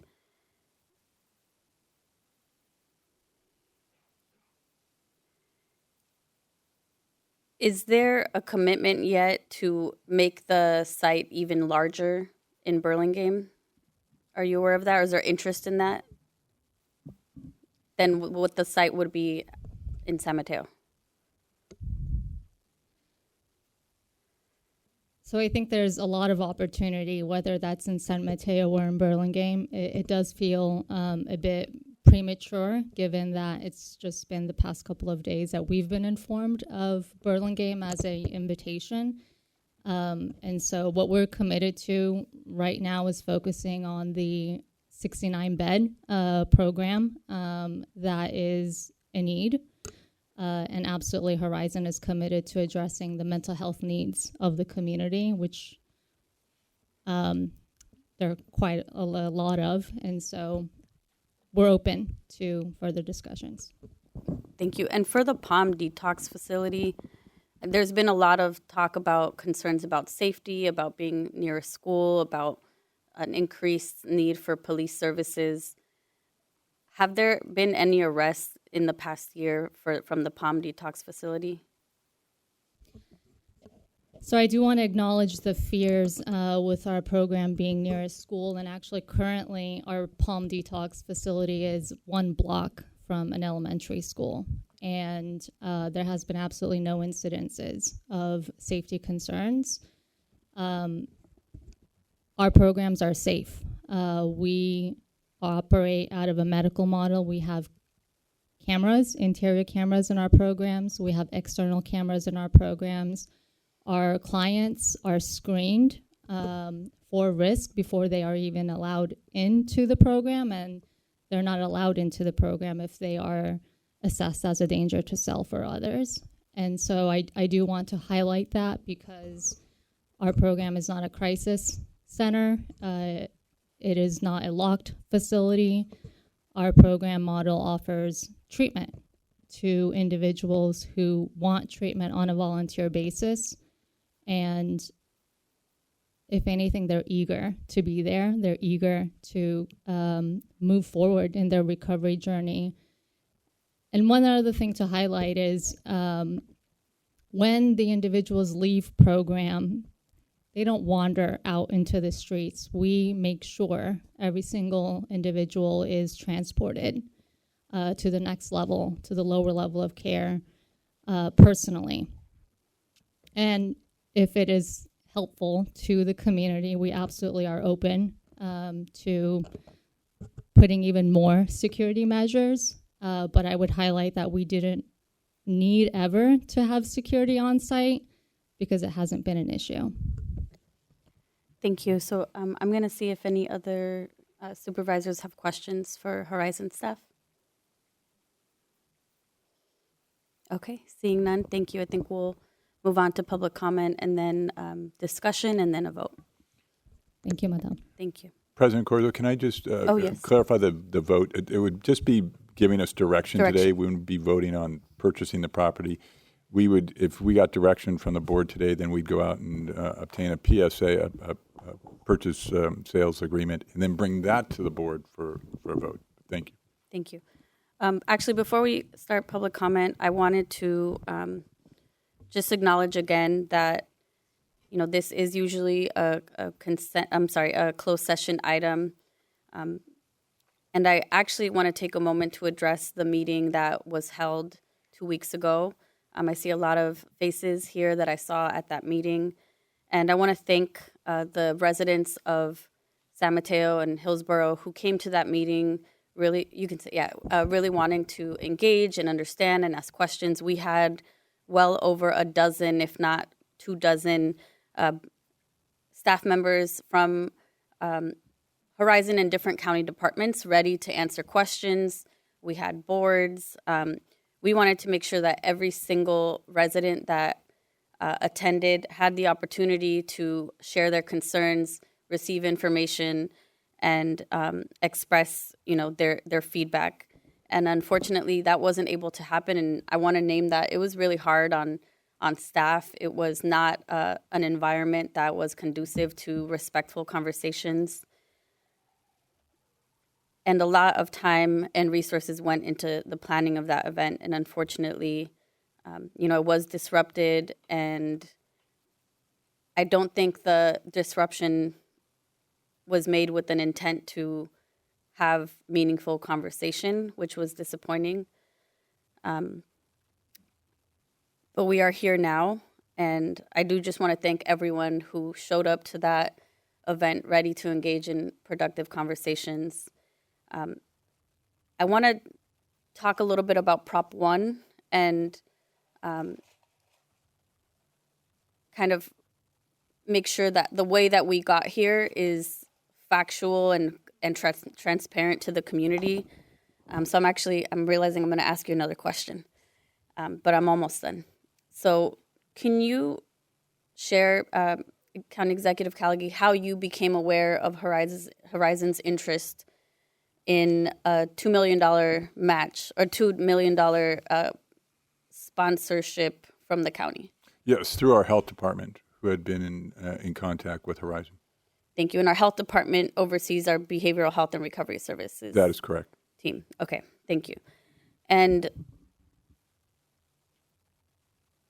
it's true that, from my knowledge, that myself, Supervisor Spear, Council Member Nash, and City Manager Alex Kojikian were all made aware of Horizon's interest in the proposed site around the same time, within, let's say, a week or two.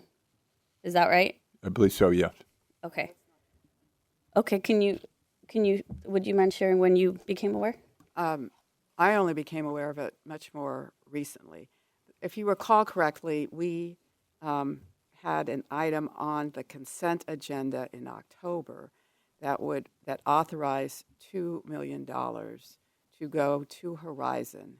And I really feel strongly that anything of that nature should never be put on consent moving forward.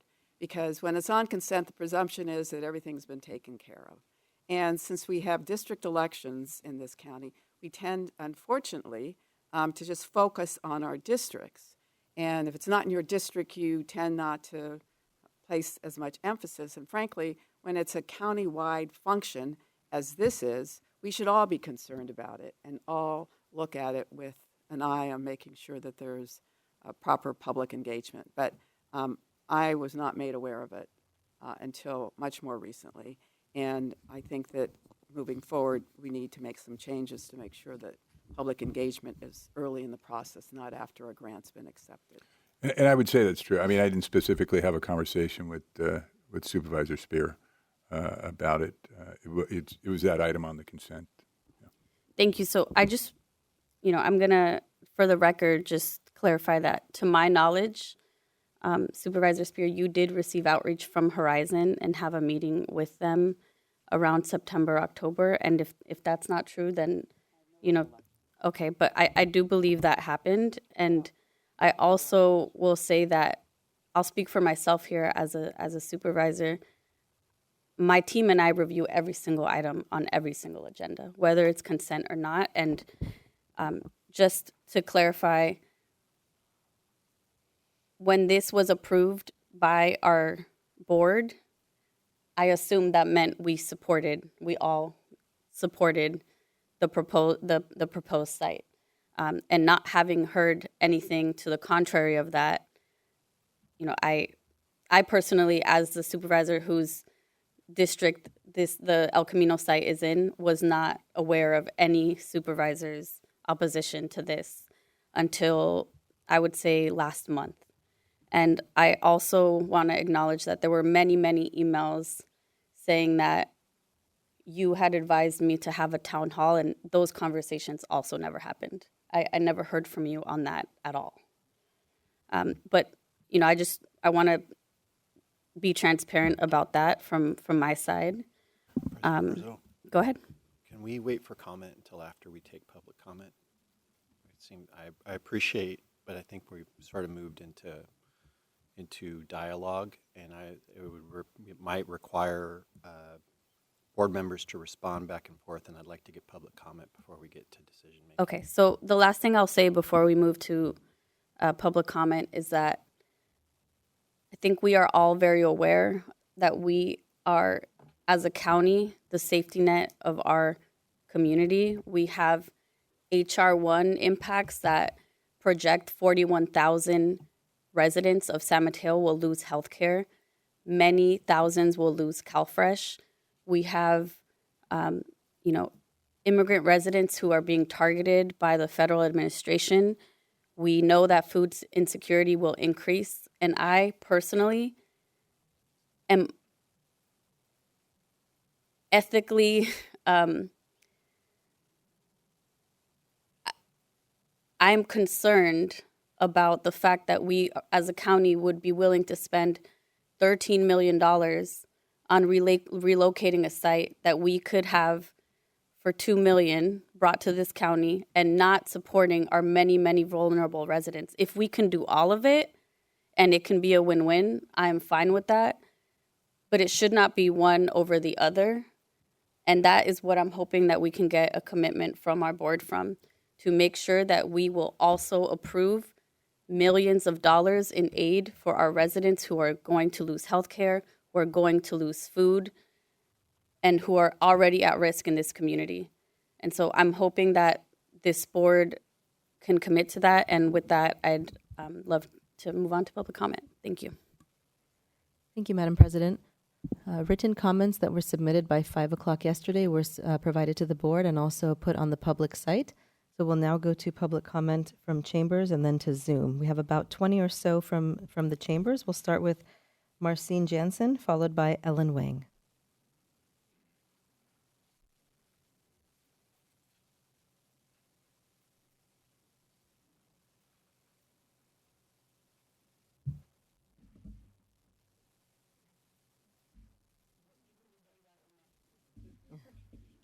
My first time. Awesome. Thank you so much for having me. My name is Marcine Jansen. I'm the longtime San Mateo resident and also CEO of a new firm that drives social impact through building coalitions.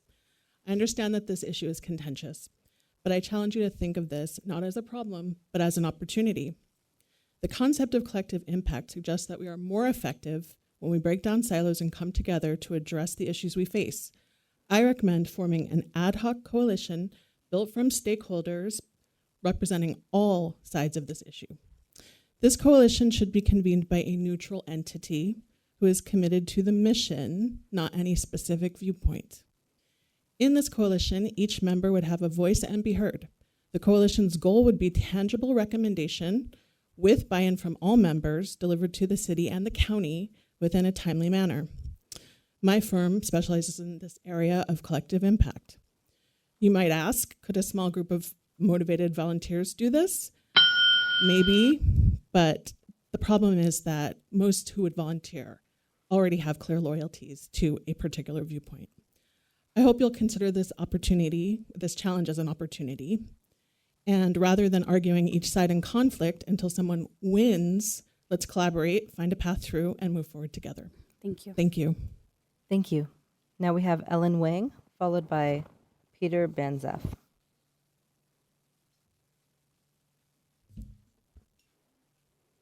Hi, I'm Ellen Wang, and I'm a 40-year resident of San Mateo. More importantly, I am a mother of a son who suffered from drug addiction. I represent myself, but I'm sure I speak for many mothers, fathers, siblings, and other relatives and friends who are afraid to speak out in support of addiction recovery rehab centers. We need facilities, and we need them as soon as possible. I support any treatment center that helps drug users and alcoholic users along a road to sobriety and recovery. I support any treatment center that is run by a well-established, successful organization such as Horizon Services. If we can quickly acquire and build a facility on Bayshore, then go for it. Otherwise, please continue with the plans on El Camino. Time is important. People are dying of drug and alcohol use on every day. Thank you. Thank you. We'll now go to Peter Banzaf, followed by Kevin Kresh. Good morning, Council. My name is Peter Banzoff. I am a local resident as well as a small business owner in Burlingame. I'm here to speak on behalf of an entity that owns the property next door at 1499 Bayshore in Burlingame. We've had no community outreach to us or to any of the hotels in the neighborhood, which represent 25% of the the county's hotel vacancy. And we feel that it is required to have the county reach out to us as a community, just like it was to San Mateo, and created such anxiety over this topic. Importantly, I listened to county executives' comments about subdividing the parcels and selling them. That would require a surplus land act, which means selling the property to low-income housing, which isn't permitted in this area. If we also are thinking about environmental issues, this is within BCDC's 100-foot setback, which means you have to approach that board and deal with the environmental impacts of it. Not doing so would create a double standard. And you have to increase the finished floor heights by 6 feet of all the buildings. So I would consider doing some more due diligence, reaching out to the community, and let us participate, please. Thank you. We'll now go to Kevin Kresh, followed by Lisa Diaz-Nash.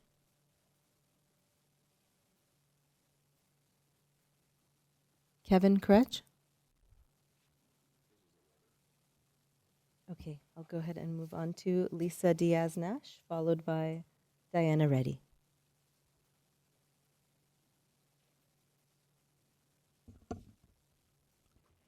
Good morning. Thank you to President Corzo, the Board of Supervisors, the County Executive, County staff. My name is Lisa Diaz-Nash. As San Mateo's former mayor and current council member for District 1, it is my job to ensure our residents have a say in all major policy decisions. That standard has not been met with Horizon's proposed detox center at 101 North El Camino at El Cerrito. For this reason, and speaking on behalf of the San Mateo City Council, we oppose the project's current siting and support the county's proposed acquisition of the Bayshore Highway and Mahler Road property in Burlingame as a more appropriate location that serves both the county's important behavioral health goals and the surrounding communities. The acquisition of the proposed lot would be a major new asset for a county, a smart investment that could grow its capabilities over time and enable people who need these essential services to get them with full community support for years to come. Thank you. Thank you. Diana Reddy, followed by Jamie Choi.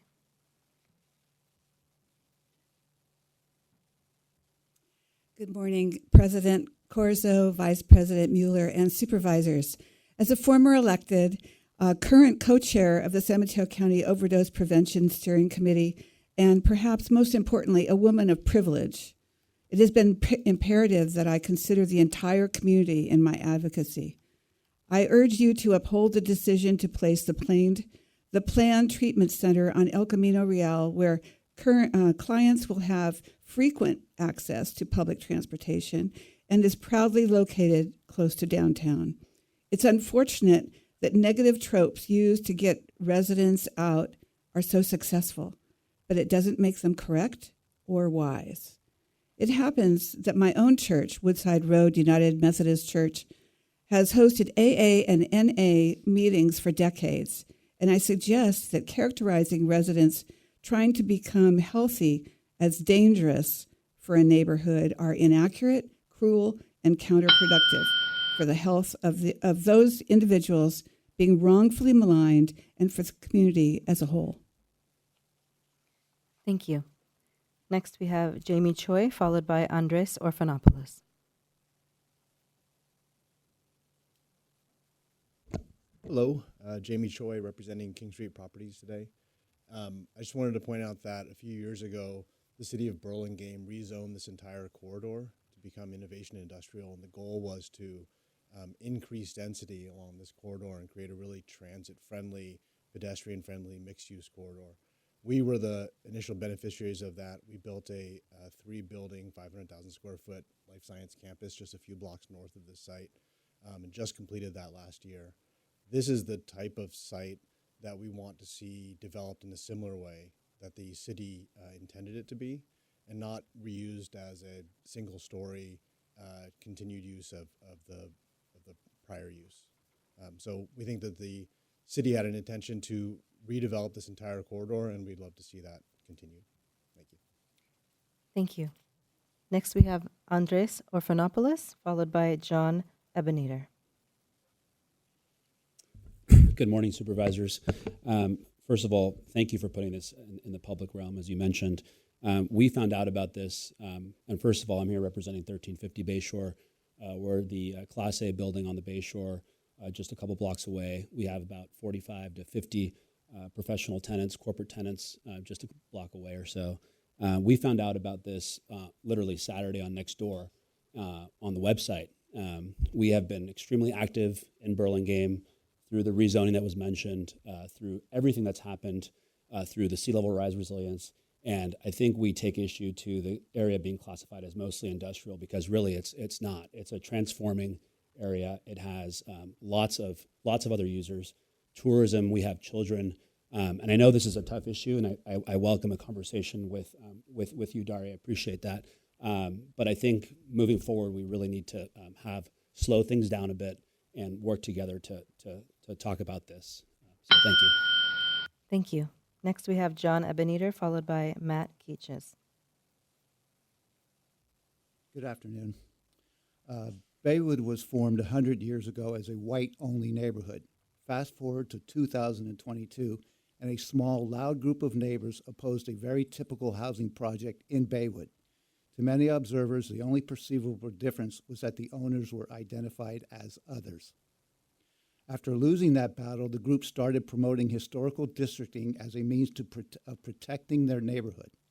After a years-long pressure campaign, the City Council allocated $450,000 to update the historical district ordinance while facing a $12 million deficit. The same pressures are being applied here today, which would waste $13 million of taxpayers' money to appease a wealthy few. Fear-mongering and othering run through the history of Baywood's attempts to honor their 1928 exclusionary goals. Just replace non-whites with addicts or alcoholics, and the othering rolls on. Please give Baywood a golden opportunity to replace their tarnished reputation with one of compassion, support, and empathy by again unanimously approving the project site at 101 North El Camino Real. Thank you. Thank you. Next, we have Matt Keishes, or Keeker, followed by Julian Kessler. Matt Kircher it is. Yeah, thank you. President Corzo, supervisors, thanks for having an open forum about this. If we had this kind of forum back in September, October, and we're notified what was going on, we probably wouldn't be in the situation we're all in today. So I'm glad we're doing it today, if for no other reason. I'm here to support the Mahler project. I think it's economically the right long-term play for the county. I think it's the right location for this. It's away from residential uses, whether they're high income, low income. If you've ever been to the site, you'll know that it's surrounded by multifamily that is not high income. It sits on a really large trafficked street that's got horrible ingress and egress. So I am vehemently opposed to it. It is a little gratuitous. I live at 79 El Cerrito, right at the corner of Gramercy. It's 600 feet from me. And while I fully support the use in general, I don't support it in a residential neighborhood, let alone close to schools, fields, etc. So I just want to lend my support to the Mahler Road project, and that's how I feel. Thanks. Thank you. Next, we have Juliana Kessler, followed by Catherine Mulligan.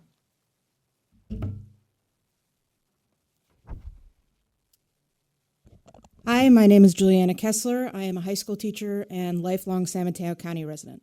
I am here to voice my support for building a detox center next to our neighborhood on El Camino. Since we have lost Star Vista and Camnar has reduced its services, our community is in desperate need of such a center. The facility on North El Camino will be there for your friend whose wife divorced him, so he drinks himself to sleep most nights. It will be there for your daughter who is so set on getting into Yale that she starts buying her classmates Ritalin to stay up late studying. It will provide critical health care for so many of our friends, our family, and our neighbors. The main opposition being given to the El Camino site is that it is a safety hazard for children who attend nearby schools. The former detox center on the proposed Mahler Road site in Burlingame is also only a few blocks from Peninsula High School. The Horizon Services Palm Avenue detox facility is only a block away from the Burkhardt School for Children with Special Needs in San Mateo. There have been no safety incidents. Your opposition to the El Camino site does nothing to protect your children. The purchase of Mahler Road is being driven by the demands of wealthier neighborhoods, people with the time and money to come out in the middle of a workday to fearmonger. If your children are afraid of people with mental health issues, ask yourself why you told them they should be afraid. The site on Mahler Road is not a viable alternative if we want treatment to be available to our community as soon as possible using minimal local county funds. The Baywood neighborhood should welcome neighbors from all walks of life and support building this detox facility on El Camino If you could wrap up, to please. help its residents get the health care they need in their own community, not exiled to the shadow of the airport. Thank you. Next, we'll go to Catherine Milligan, followed by Kolja Schletter. Thank you. I have personal experience through family members who've had their lives devastated by addiction, and some who've been able to regain their lives through rehabilitation.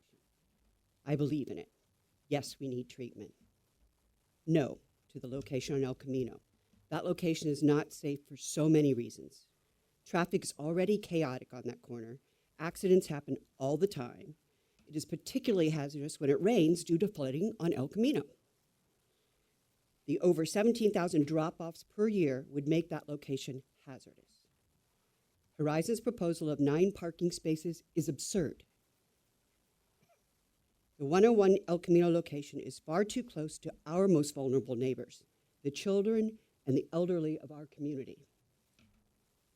The Burlingame location is a proven site for this facility and will provide services in a more timely manner. Thank you. Thank you. Next, we have maybe Kolha Sweater, followed by Linda Segerval. Good morning, supervisors. I'm here to support Agenda Item 5, the acquisition of the Bayshore and Mahler site in Burlingame and its use for the Horizon Treatment Facility. This site gives you something the current proposal does not, a clear and realistic path to actually delivering treatment capacity timely.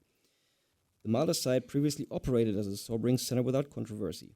It is appropriately located for a facility of this scale with direct access to Highway 101, strong transit connections, and a proximity to Mills Peninsula Hospital for 24 medical care support. It also avoids immediate adjacency to pre-K through middle schools, senior housing, and residential areas. Just as importantly, acquiring this property is not about just one project. It creates a long-term county asset that can support multiple behavioral health services in a highly accessible location. Relocating the project here allows you to focus on what matters most, delivering treatment for people who need it timely, at scale, and without avoidable obstacles. Thank you. Thank you. Linda Segerval, followed by Christina Johnson. Yes, hi. Hi, my name is Linda Segerval, and thank you very much, county executives and supervisors. My name is, as I said, I strongly support the treatment, just not the El Camino location. I created this objective scorecard because I believe that important decisions such as this need to be driven really by objective criteria, not emotions. And these objectives that I have placed here were based upon an input session that I received with Jamie Campos on March 24th from Horizon, as well as a poll that he shared with me from the SFPD, based on preferences for quick drop-offs being located near the 101 or 92 freeway. The criteria here that I've laid out are based on zoning, lot size, access to the freeway, mid-county location, being located near hospitals and a police station, and operational readiness, community support, and being away from schools. I urge all of you to please vote yes on the Mahler location because I believe it's a win-win for both the people and the patients of San Mateo. Thank you so much for your time. Thank you, Linda. Next, we have Christina Johnson, followed by Catherine McDonald.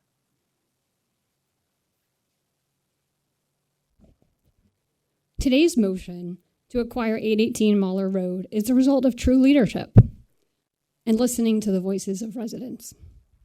I want to address the argument that spending $10 to $13 million on the acquisition is fiscally irresponsible.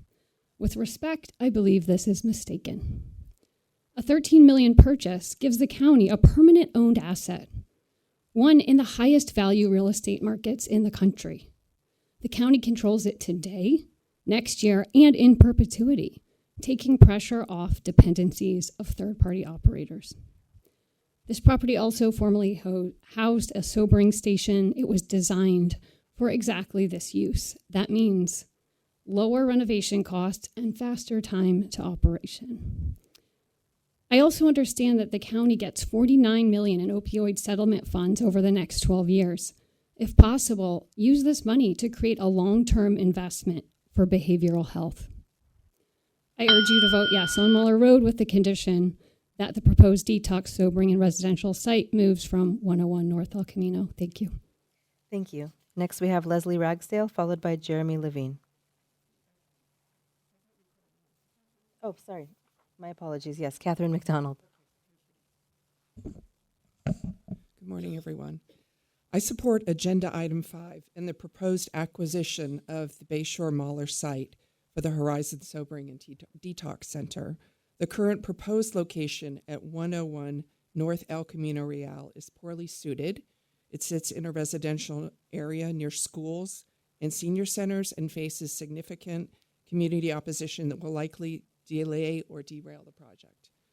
The Bayshore Mahler site is the right choice. It previously housed a sobering center without controversy, offers strong transit access, is near Mills Peninsula Hospital and Highway 101, and is away from schools, senior facilities, and neighborhoods. It also appears to qualify for by right protections under AB 531. Beyond the treatment facility, the site size allows for subdivision to support additional county services, making it a cost-effective and multi-purpose asset. I urge the board to proceed with the acquisition and prioritize Bayshore Mahler. It is the practical, legally defensible, and broadly supported path forward. Thank you for your support. Thank you. Leslie Ragsdale, followed by Jeremy Levine.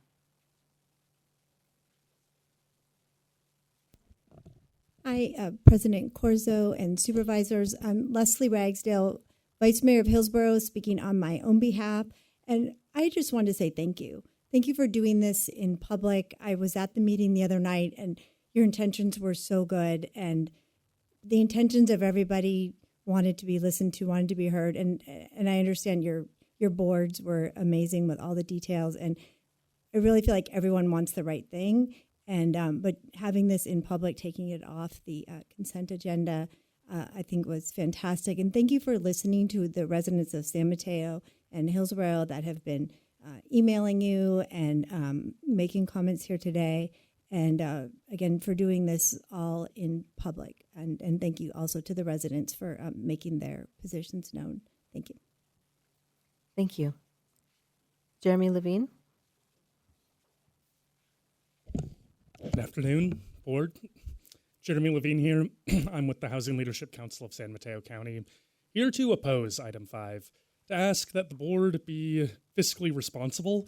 I don't know about you, but I just went to a really amazing press conference where many leaders in the county talked about a huge fiscal challenge that we are facing with state funding, with federal funding, and the importance of using our money responsibly to fund people most in need. Regardless of the choices that the county now makes, I hope that the discussion will continue to humanize the people who this recovery center could help. Because we're talking about our neighbors. We're talking about our family members. We are talking about people who have served this county or lived in this county who need help. And so I look forward to a discussion and hope that you will use your leadership to uplift people in need of support and reintegrate them into our community in a way that really is meaningful. So thank you. Thank you. Next, we have Reverend Alvaro Duran.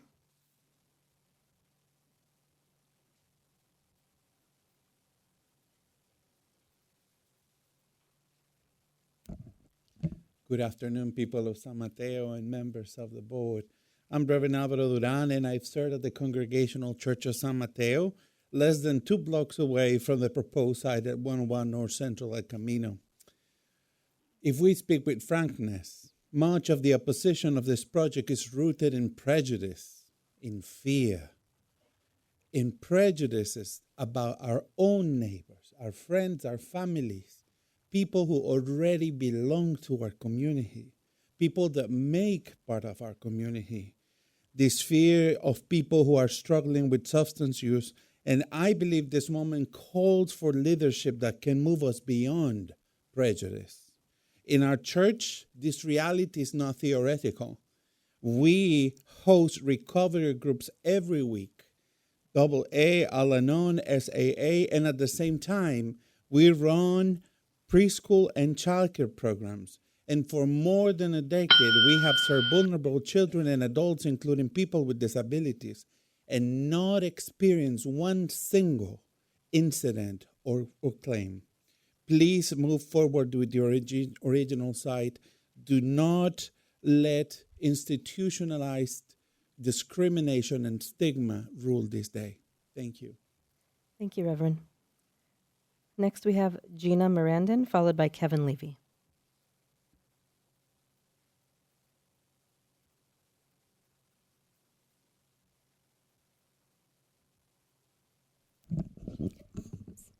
Hello. Thank you so much for making this a public forum, because I have learned so much from your questions, from your answers, which were amazing. And I really am learning how important it is to have these for the richest of us and for the poorest of us. Thank you also for letting us know about the cost information. That's a good balance. What I'm really here to talk about today, though, is community consensus. This was brought up in the Daily Journal about how we need this. And I'm here to tell you that doesn't exist. Community consensus with this kind of work isn't going to exist. There's always going to be pushback. And I'm from Millbrae, so we have La Quinta. And we saw how that works, where the most affluent people have the most whatever say. And things wind up on the east side. Let's be equity-minded. Let's balance things out.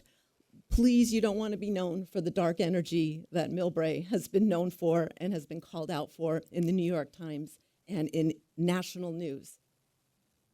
Thank you. We have 5 more speaker slips from chambers. If there's others, please go ahead and bring them up at this time. We'll go to Kevin Levy, followed by Mira Madalena. Hello, everyone. I just wanted to address one aspect of this that I think is a false dichotomy. It's the opportunity to acquire the Bayshore mailer or build it in a different location on El Camino.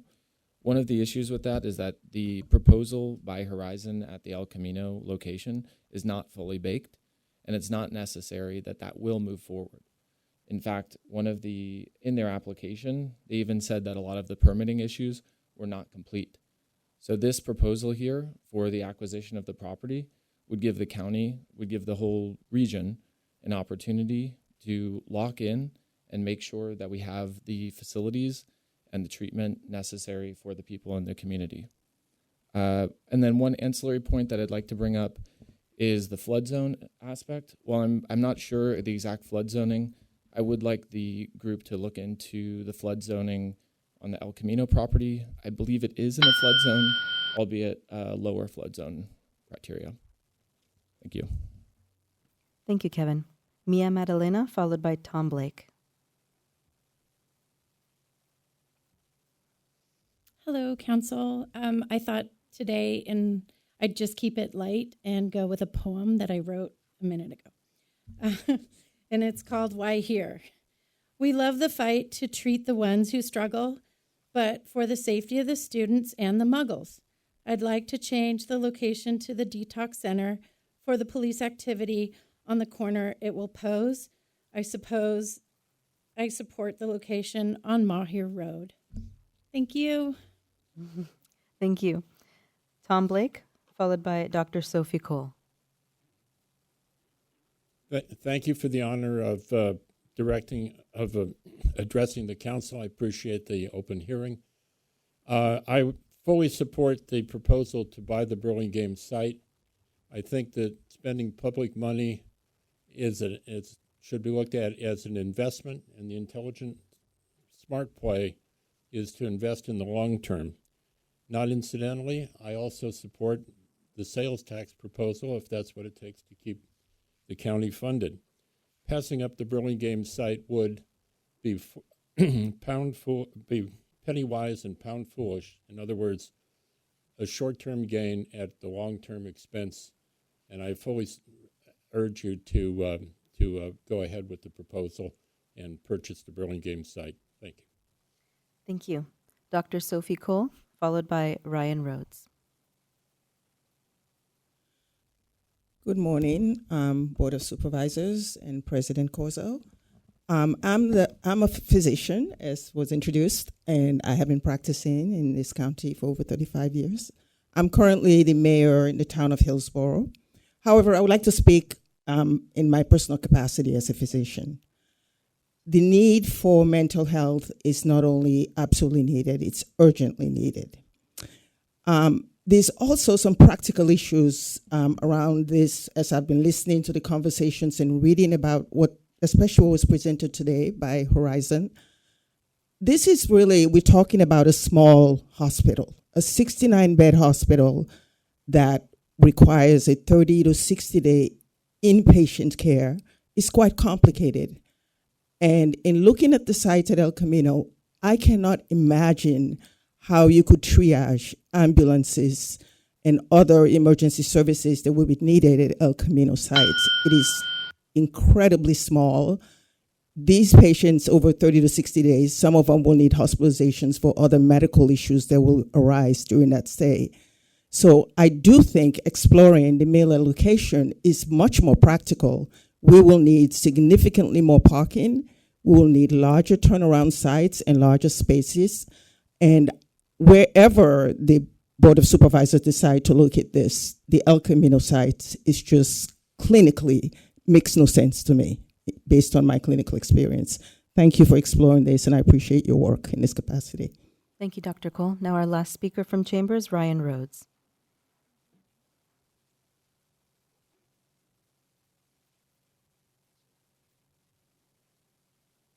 Thank you for giving me the opportunity to speak. I've been a long-time local resident of San Mateo County and in the area of San Mateo and Hillsborough.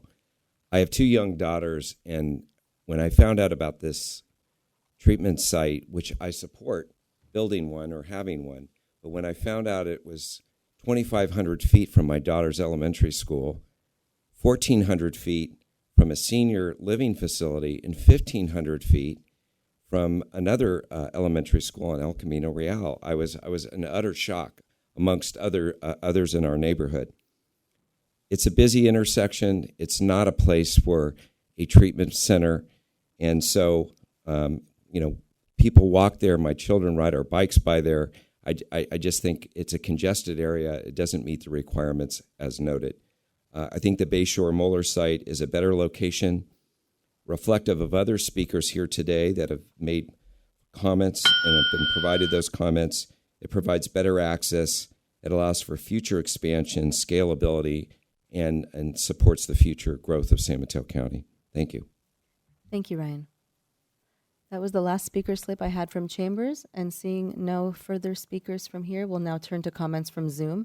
At this time, Madam President, I do have 9 hands raised, so I can go ahead and make a final call, perhaps after the first speaker. Please do. Okay. We'll start with Sabrina, and then I'll make a final call, and we'll go to Bruce. Sabrina, please unmute and begin. I come in the peace and love of Jesus Christ as one of the people, Surrey Juris, who holds all political power. In opposition to agenda item number 5 regarding the acquiring of private real property at Bayshore Highway and Mahler Roads in Burlingame, the U.S. Constitution, 5th Amendment, is crystal clear. Nor shall private property be taken for public use without just compensation or strict due process of law. This is not permission for the government shopping sprees. It is a strict limit. The California Constitution, Article 1, Section 1, declares the inalienable right of every person acquiring and possessing and protecting property. Article 1, Section 19 reinforces that eminent domains exist only for the genuine public use and just compensation. American maxims of law confirm this. The right of property is the foundation of all other rights. Government cannot do indirectly what the Constitution forbids it directly. County government has no constitutional license to expand its real estate empire with taxpayer dollars. This acquisition is unconstitutional overrates and violates the supreme law of the land and the maxims that have protected American liberties for centuries. Please uphold your oaths to the Constitution, reject item 5, protect private property, and do not create another program potential for fraud that is rampant in California, with the theft in trillions of dollars, or a lawless shift to fund illegal aliens to remain in this country. It is not racist, it is unconstitutional. Please provide immediate due care with God's blessing to those with all That's your political time, power. Sabrina. The Thank people. you. Thank you. Thank you. We'll now go to Yeah, Bruce, and the people have 30 seconds.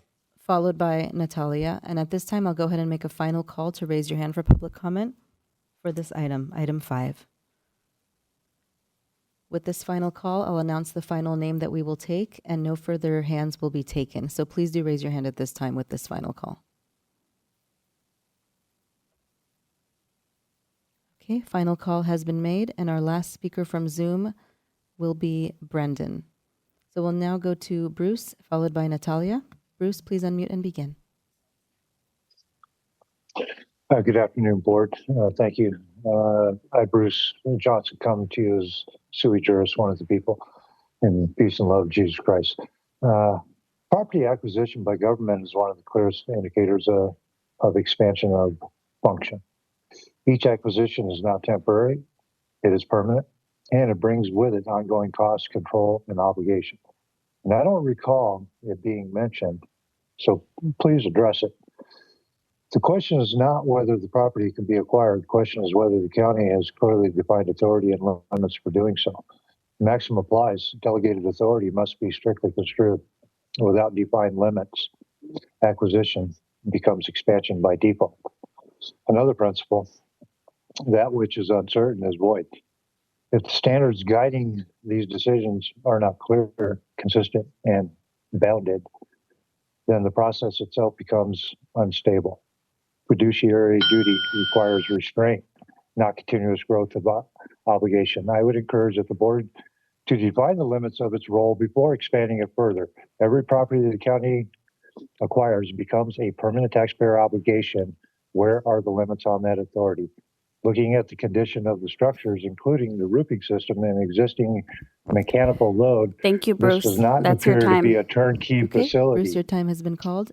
Please And address now we'll the go to Natalia, followed by Robert Whitehair. Natalia, please unmute and begin.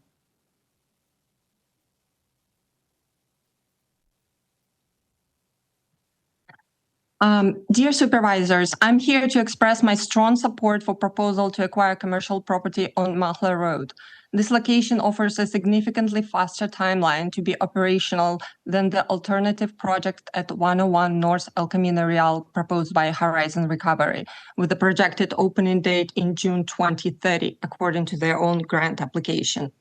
I also wish to raise serious concerns regarding Horizon Services' operational history. The state shut down Horizon's Palm Avenue facility twice in the past 5 years, including once following a death of a patient. Horizon's Palm Detox license remains in probationary derogatory status to this day, one of only 122 such cases among thousands of state licensees. I urge the county supervisors to prioritize the purchase of a county-owned facility at a logistically superior location in the proximity to a hospital with an ICU. We should not gamble taxpayer funds on an unreliable provider. Thank you. Thank you, Natalia. Robert Whitehair, followed by Matt Montner. Robert, please unmute and begin.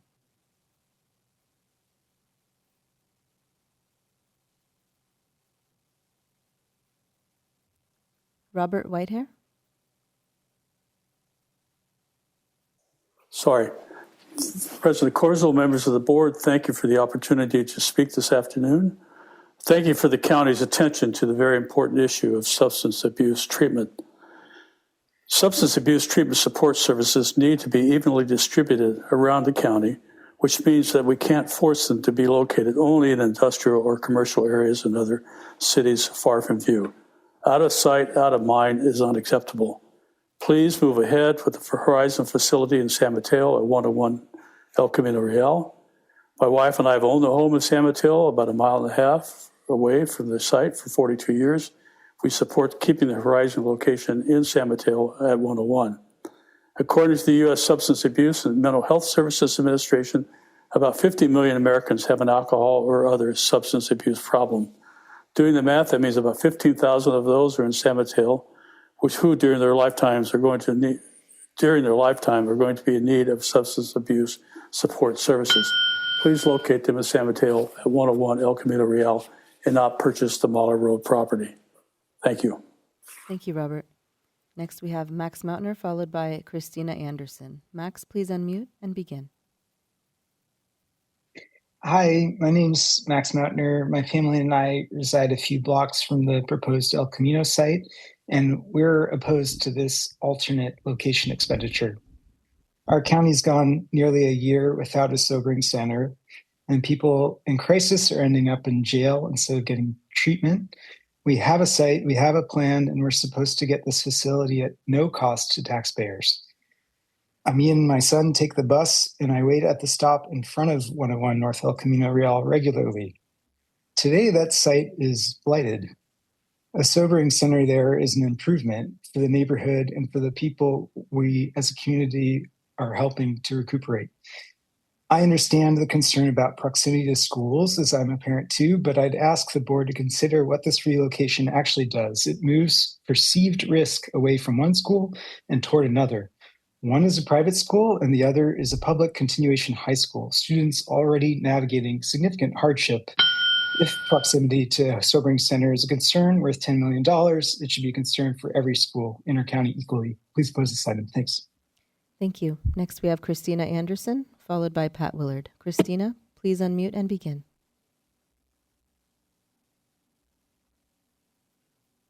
Hi. As a former employee of Star Vista's First Chance, I'd like to tell you a little bit about the Mahler Road site. There is a bus, the 292, that runs down Bayshore Boulevard to Millbrae BART, then to SFO all the way to San Francisco and Mission. We'd hand out bus tickets. Our Mahler Road was the perfect place for that reason. When it did rain, sometimes I'd worry about flooding, but there's a slight rise protecting the building and the drainage ditches right in front. And so flooding never happened. There is one school, Peninsula High School, and the kids would walk through the parking lot and wave on their lunch hour. No worries. I see nothing wrong with the Mahler Road acquisition. Seems to me like a win-win. And if you decide not to go with Horizon, I would welcome the opportunity to run the sobering station again. Thank you very much. Thank you. We'll now go to Pat Willard, followed by Carol. Pat, please unmute and begin. Thank you, members of the Board of Supervisors. I spent a lot of volunteer time around behavioral health services. I believe that the fastest way to reestablish a sobering center is right where it has been. That just is logical to me. Thank you. Thank you. Next, we'll go to Carol, followed by Jay Kilites. Carol, please unmute and begin. Good afternoon. My name is Carol Eldridge. I speak this afternoon as a member of a community group called One San Mateo. I recall that a couple of decades ago, a developer named Willow Partners proposed an affordable housing project at Santa Ynez and El Camino Real in San Mateo, only a few short blocks from 101 North El Camino Real. The neighbors rose up in protest against this development. They showed up at city council meetings in red t-shirts expressing fears about loitering, noise, traffic, and crime. Thankfully, the city council approved the project and none of these problems materialized. In fact, one of the opponents actually went on record saying that he had been wrong and that the residents made excellent neighbors. I would be loath to think that a decision about relocating this facility would be based on ill-founded fears about those involved in substance abuse recovery. So much of the public discourse about this has been centered on those fears, which grossly and tragically misrepresent the needs of people seeking to redeem their lives, people who are our neighbors, co-workers, family, and friends. Thank you. Thank you, Carol. Next, we have Jay Kilites, it's one word, followed by Connie Weiss. Jay Kilites, please unmute and begin. Good afternoon, Board. My name is John Kalitis, General Manager of the Hilton San Francisco Bayfront Hotel in Burlingame. I am here in strong opposition to Agenda Item 5. There was no community outreach. We learned about this through the press. Relocating a controversial project from one community to another without engagement is not a solution, it is avoidance. The economic impact can be substantial. The Bay Shore Corridor represents roughly 25% of San Mateo County's hotel inventory and is a major generator of tax revenue for both the county and Burlingame. Placing a high turnover detox facility here deters visitors, reducing occupancy and affecting job and local funding. There was a broader concern of environmental compliance, sea level rise requirements, and increased strain on police and emergency services. We support health services, but this is the wrong location. Please do not put a detox facility in your crown jewel, high tax generating area. I respectfully ask the board to pause this acquisition, engage the community, and fully evaluate the impacts before proceeding. Thank you for your time. Thank you. Connie Weiss, followed by Tazo Zagrafos. Connie, please unmute and begin. Hi, good afternoon. Thank you for considering the Mahler Road site, which is already set up as a former detox facility. It does sound like more community input is going to be needed with Burlingame residents, but this location can be activated much faster to serve people in need. It's a practical, ready-to-go solution, unlike a complex, ground-up new construction facility in a sensitive residential area where delays could easily occur. Thank you. Thank you, Connie. Next, we have Tazo Zographos, followed by Brendan. Tazo, please unmute and begin. Hi, good afternoon. I support services, but I don't support the one-on-one location. I think Mahler Road is the right investment to make, and I applaud the county soups for making that long-term investment to provide services to our community. I think what you heard today from everyone is everyone supports services. The question is location. A recent Nextdoor survey showed that 80% of the residents agree this is the wrong location on 101 North El Camino. The Daily Journal issued a survey, and the residents, a supermajority, said that the 101 North El Camino is the wrong location. You all campaign to represent the community you serve. I suggest you listen to the community, as they all agree, majority agree, that the 101 North El Camino location is wrong. I commend you for looking at the Mahler Road investment for long-term services. Thank you. Thank you. And now to our last called speaker, Brendan. Brendan, please unmute and begin. Thank you very much for the opportunity to speak. I have been a part of now 4 public meetings on this issue. I am against the 101 North El Camino site. I commend the folks who have brought Mahler Road as a proposal. Having sat through these 4 meetings, I think there is only one thing that I see both sides agreeing on, and that is that there needs to be treatment, and there needs to be treatment now. I fail to see, based on all the comments that we've heard today, how Mahler isn't the only solution given that priority.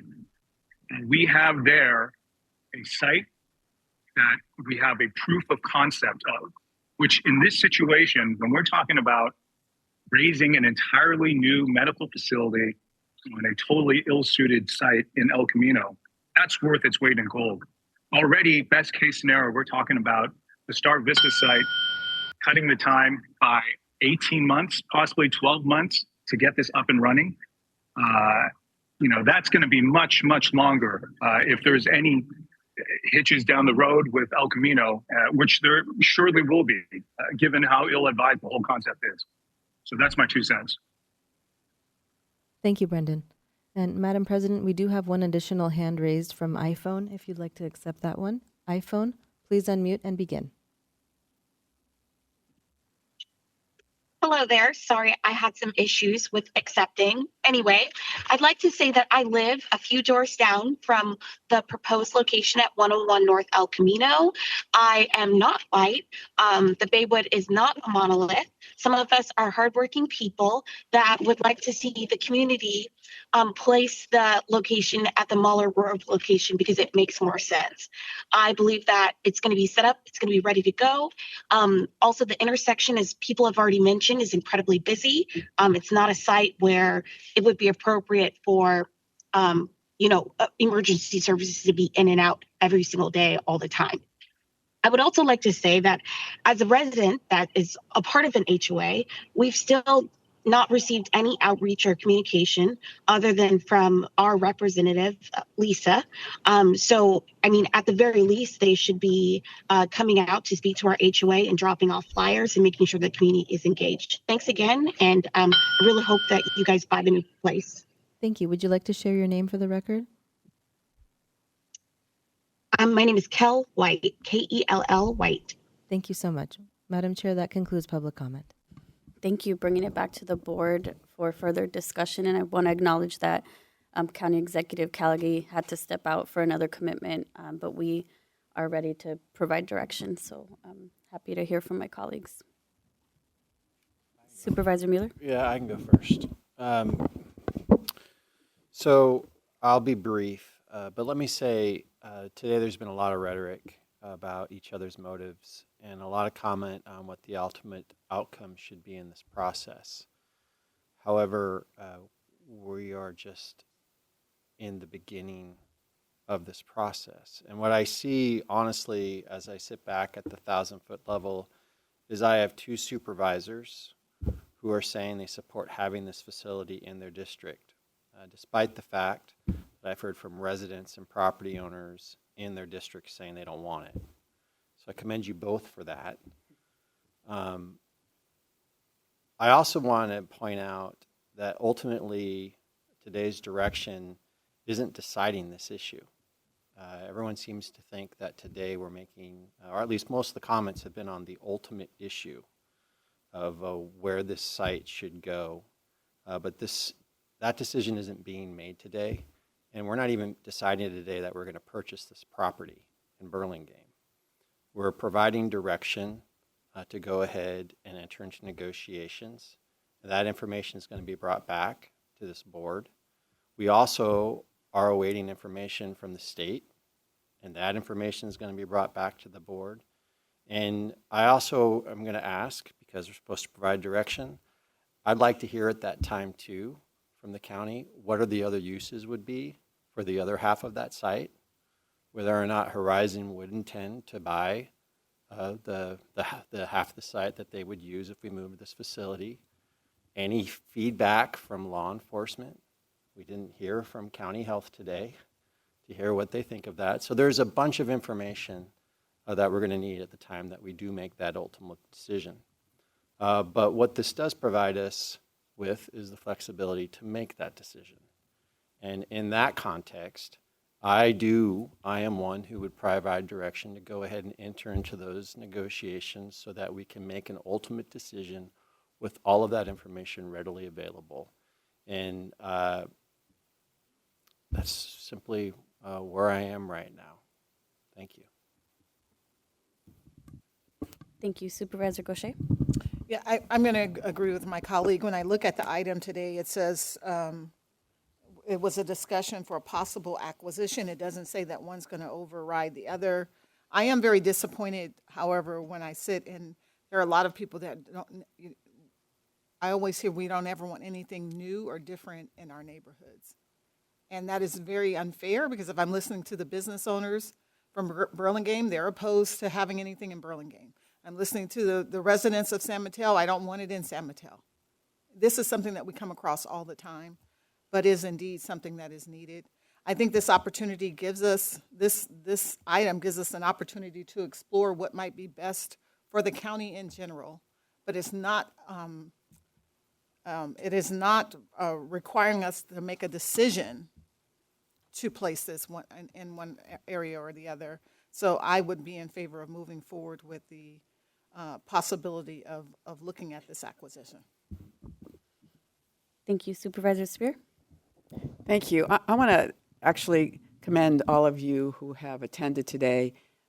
You've been respectful, you've articulated your positions, and it's been, I think, advantageous for all of us to hear your comments. I would like to say that this is not a waste of money no matter what we do, that, in fact, this potentially could be yet another asset that the county has acquired that will have long-term flexibility and benefits to the county.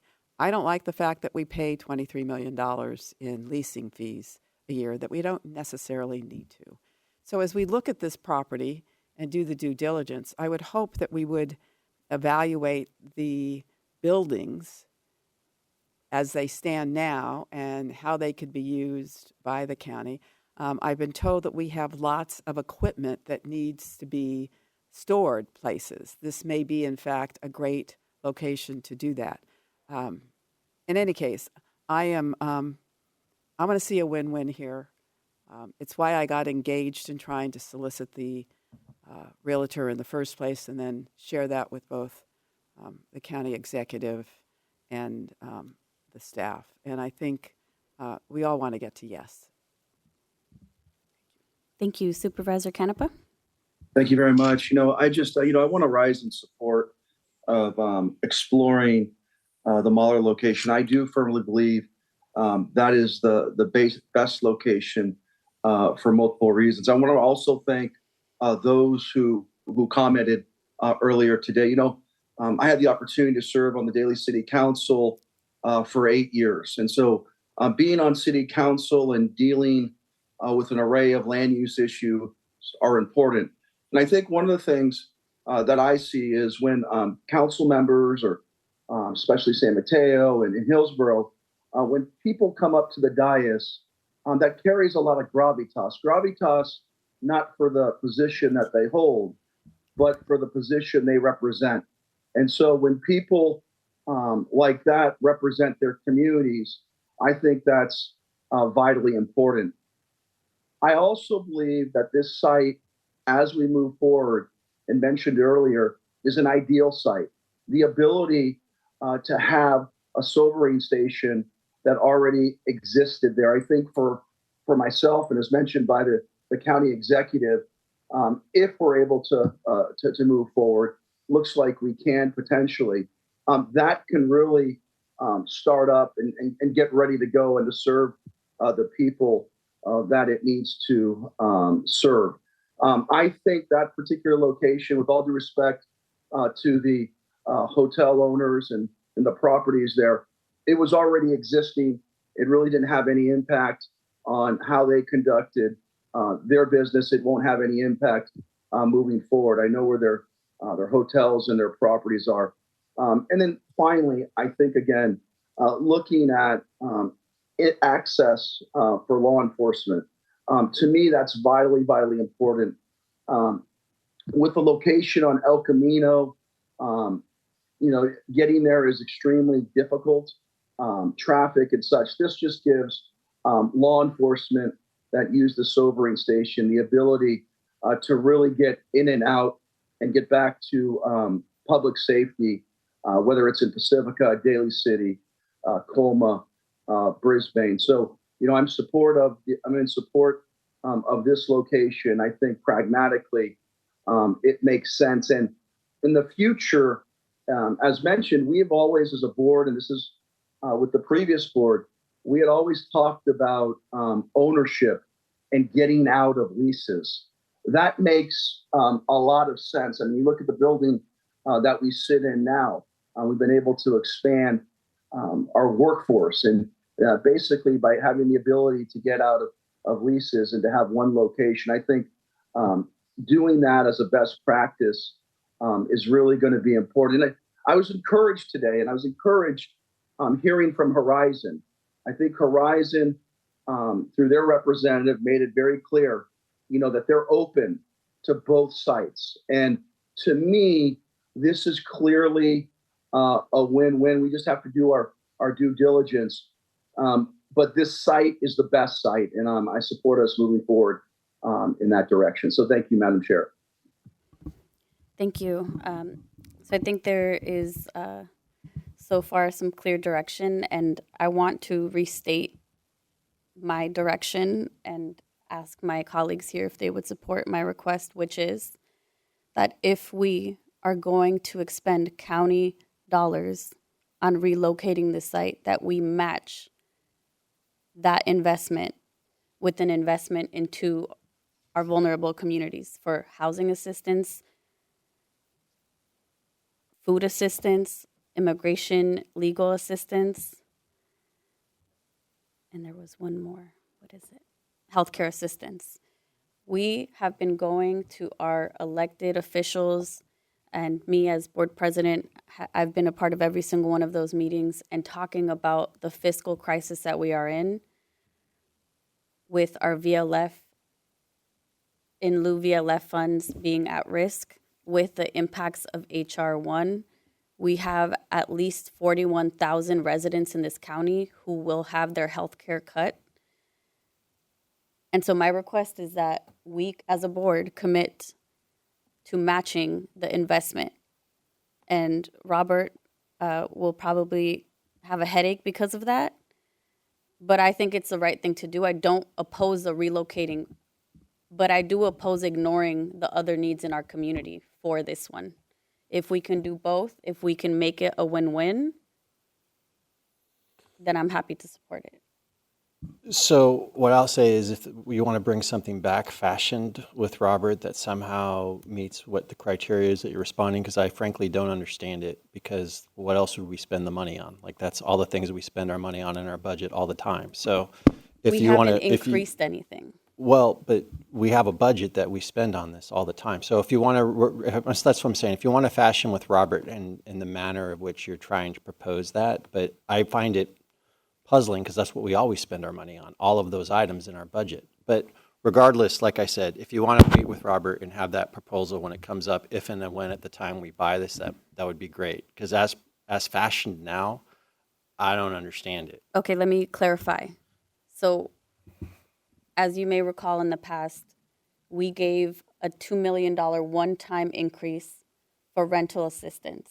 That happened about 2.5 years ago. We have in the past given one-time funds to Second Harvest Food Bank.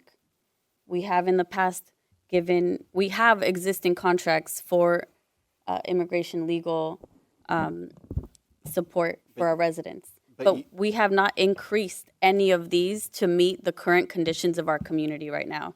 We haven't increased anything to meet the needs of the 41,000 residents who will lose health care. So Supervisor that is what Corzo, I'm frankly, asking. I just disagree with that assertion. You've created broad buckets and you're painting things over broadly. So if you want to fashion something with Robert that you want to say, in this area, I would like to increase funding within our budget on a specific line item such that it meets what you're talking about, that's something I can consider. But when you talk about our budget broadly and say we haven't increased all of it, that's not accurate. We go through a budget process every year where we decide what to increase and what not to. So I'm not disagreeing with you. I'm just saying if you want to work with the county finance team to go ahead and specify what it is you're proposing, I think that we can go ahead and take it up at the time that we purchase the property. I'm interested in hearing what my other colleagues have to say on this. I think I've been pretty clear. So if go ahead. I am not prepared at this time to make that kind of a recommendation. We are still in the process of doing the due diligence to see whether or not we want to purchase this property. So I'm going to withhold any decision in that regard. Supervisor Gaucher? No, I am in agreement. I do understand we need to invest more, but we need to bring it back and have a broader conversation of what that means when we're investing. There needs to be greater investment, but let's open it up and understand where we're putting the money. Because just to broadly say we're going to put 13 million, or what are we agreeing to today? We don't even know it's going to be 13 million or what the ultimate cost is going to be. So I think it's yes, we need to invest, and we're getting ready to approach our budget season. So let's make sure that that is a part of that conversation. Supervisor Canepa? I just want to align my my comments with Supervisor Mueller. I think what's before us today, we're going to have the opportunity once we go through the budgetary process and a more in-depth, extensive dialogue or commentary for us to sort of weigh in. So I probably, I'm aligned with what Ray had said, or Supervisor Mueller, and I'm just, I think we should just stay focused on what's before us today.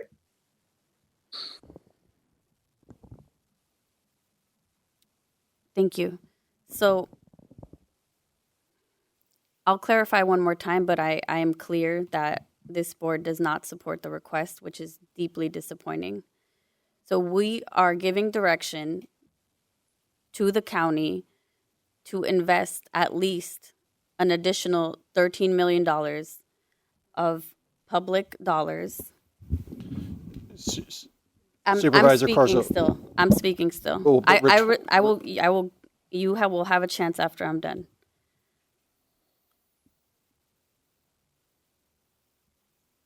And what I'm asking is, if we do so, if everything aligns and we are able to do that, that we commit to a matching contribution of one-time funds to the urgent needs informed by our public health department, by our Department of Housing, by our many departments and community partners who we do consistently fund. What I'm asking is a commitment to one-time funds to meet the urgent needs of community members. If we invest in this, and that's what the direction we're giving, it's clear. I understand it. Our community, people in our community were well organized. And what I'm asking to do is for this board to consider the people that are not in this room, our undocumented community, 41,000 of them who will lose health care, the many thousands of residents who will lose CalFresh because of HR 1, who will lose medical insurance, the increasing burden on our residents for food. I had a meeting with Second Harvest a couple of weeks ago. They need more. The needs for all of our core agencies are increasing. And so if that's not clear, that's fine. I shared what my view was, and so I will not be supporting this. It shouldn't be one community over the other. If we can do both, we should do both. May I speak? So President Corzo, unfortunately, so when we do budget, usually we have a transparent line item that the community can look at and say, you budgeted a dollar amount to this item. People have the ability to comment on that item, and it's very clear from a budgetary standpoint and transparency standpoint. We're not disagreeing with you right now. All we've asked is that when the item comes back at the time we purchase it, that you identify for the community which specific areas in the budget of line item that you are saying you want to go ahead and increase funding for. I think that's important not only for the board to understand, for the county to understand, but also for the public to comment on. So we're not saying no. What we're saying is that when we do budgeting, we have to do so in a professional, transparent manner. And so that's all we're asking. And we're not saying we won't do that, but we're saying that if you want us to make a commitment to do $6.5 million that it might end up being for the extra investment that the county will be making in public for the extra public health facility, if you think that needs to be matched with an investment somewhere else in the county, that you identify the specific areas that you think that would be addressed to, so that the public would be able to comment on those areas, professional staff would be able to comment on those areas, and the board would be able to comment on those areas. And without knowing that, how could we possibly make that commitment? Supervisor Spear?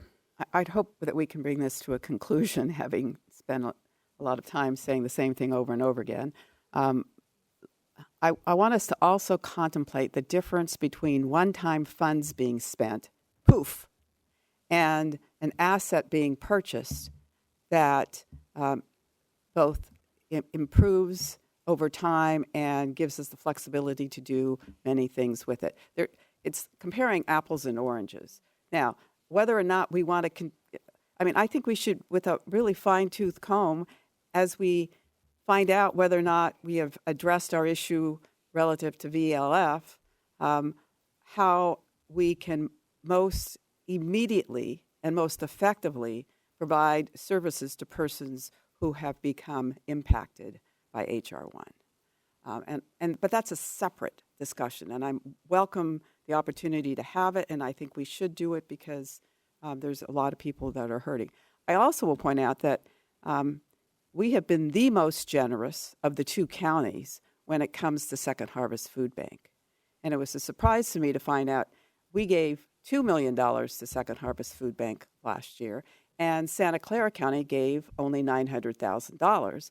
And 2/3 of the services that Second Harvest Food Bank provides go to Santa Clara County, only 1/3 to San Mateo County. So if you recall, in December, when we made a large commitment for holiday protein and food insecurity, we gave another $1 million, but we didn't give it to Second Harvest. We gave it to our core agencies here in San Mateo County, starting with Samaritan House, to be able to distribute the money so it went to our residents.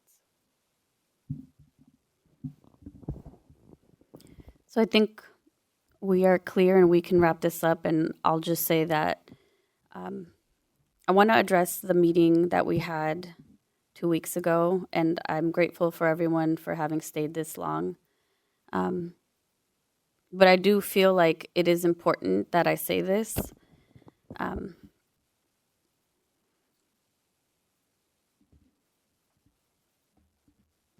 That meeting was extremely difficult for many reasons.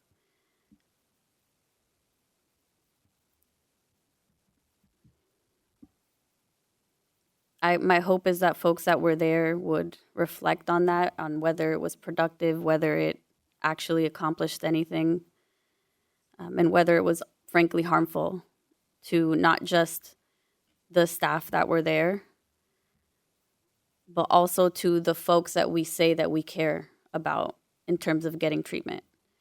As you can see here, we have now folks from the Burlingame community that are concerned and that have heard the concerns from the San Mateo and Hillsborough communities and who now share those concerns, even though many of them are not based on facts. And when we engage in fear-mongering or in behavior that is harmful to others, all we do is divide and it's counterproductive. And how do for me, the question is, how do we disrupt that vicious cycle? And it's not by jeering or raising our voices or pointing fingers at each other, but it's engaging in calm and fact-based problem solving. We've heard about comments regarding La Quinta. And I want to say now, as it happened then, those divisions and that harm that's created through that process is a failure of governments working together and working honestly. It's finger pointing, it's dividing, it's fear mongering. It's not based in fact. And my hope was that the city of San Mateo could be honest about when they found out, that as a board, we could be honest about when we all found out, and that we could support this need that we clearly all say we are committed to. And a lot of times, you just can't have one while saying, you can't have one and the other. You can't have your cake and eat it too. So, I am disappointed that there's not a commitment from a single other supervisor on this board.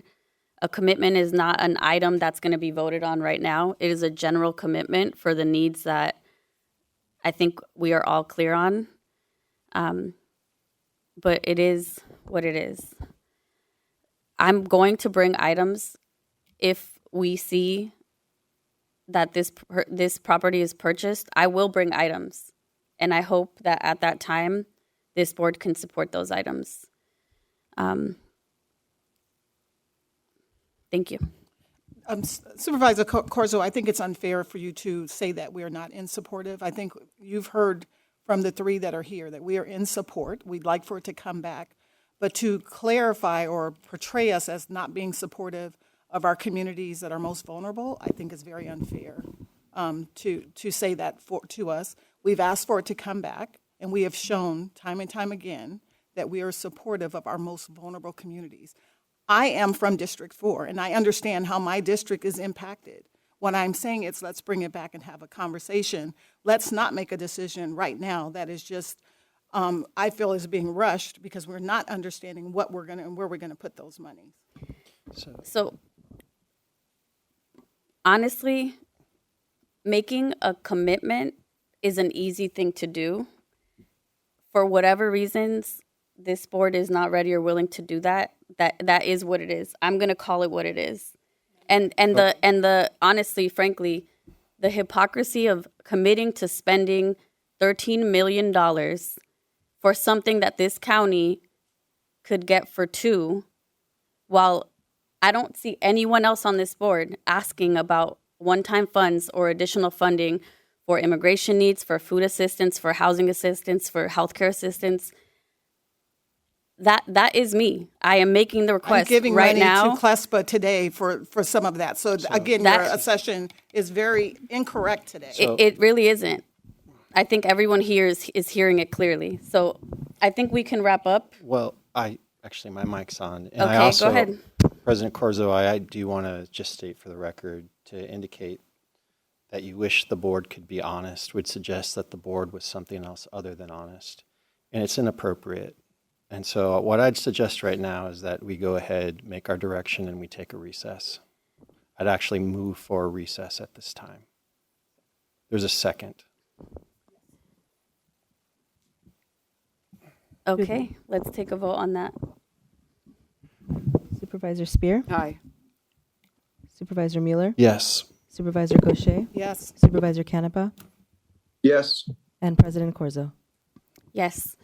Just to clarify, this item is concluded, or are we coming back to it? That wasn't clear to me. I believe that staff has got the direction that we're going to get from the board today on this item, so I don't think we need to bring the item back. I guess the question would be whether the recess is going to constitute a lunch break, and actually now that we're in recess, I guess the question about closed session. So I think maybe we would have to come back to vote on that, right? I think so. Maybe we ought to deem it a 15-minute recess so that we can return and talk about next steps. Okay. The time is now 1:15 p.m. Motion was made to go to recess, and the board will resume thereafter.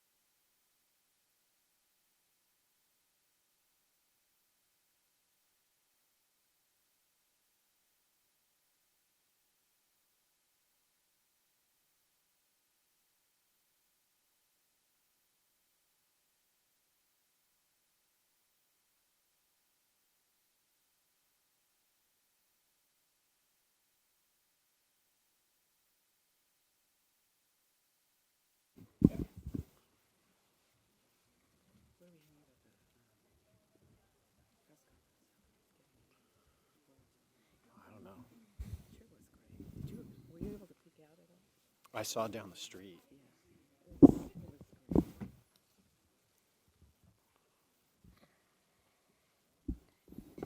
Madam President, we can start in about 20 seconds.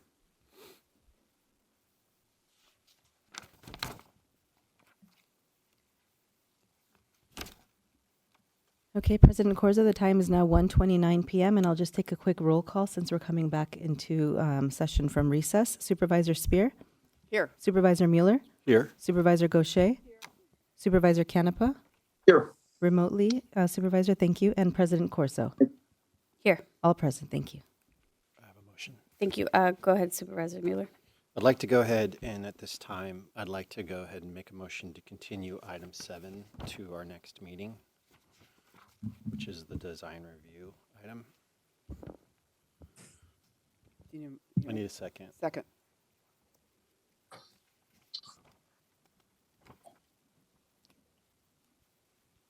Okay. I'd note that Mr. Monowitz has just joined us, and I just wanted to flag that there's been a motion made to continue item 7, and that's the public hearing regarding the design review regulations. I'd like to actually make a substitute motion for us to move to closed session and then come back. It's 1:30. I think we can take item 7 if you accept that. No, I really would like to just go ahead and move item 7 and then move items 8 through 13 all in one motion. And then it's up to you whether this would be my motion that we continue item 7, hear all the Measure K in one motion, and then potentially hear item 6 and go to closed session.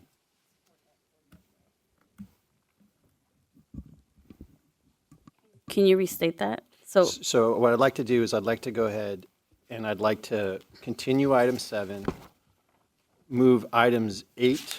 This is what I intend to do. Move items 8 to 13 in one motion, and then hear item 6 quickly and go to closed session. So, I just want to flag that item 13 actually is not a Measure K item. Item 13 is the hiring of. All right. Yep. Yeah. So I would I'll move items 8 through 12, excuse me. So, but they have to be separate motions. So the first thing I was going to do was I was going to continue item 7. You have a motion and a second. Can we hear the motion? Can we Yes, vote on it? yes, but I'm assuming then there will be further motions. Yeah, You wanna I'll move have more the other things? motions Okay, go follow. ahead. Okay, so the motion is to amend the order of the agenda so that item 6 will be heard, item 7 will be continued, items 8 through 12 will be considered collectively together. Item 13 will be heard, and then we had item 17 as well. Was that going to be? I'm going to do it in separate motions, so it's clean. Item 17 does have to be heard on the regular agenda as well. So that's fine. So I'm going to continue. So we have a first and second to continue item 7.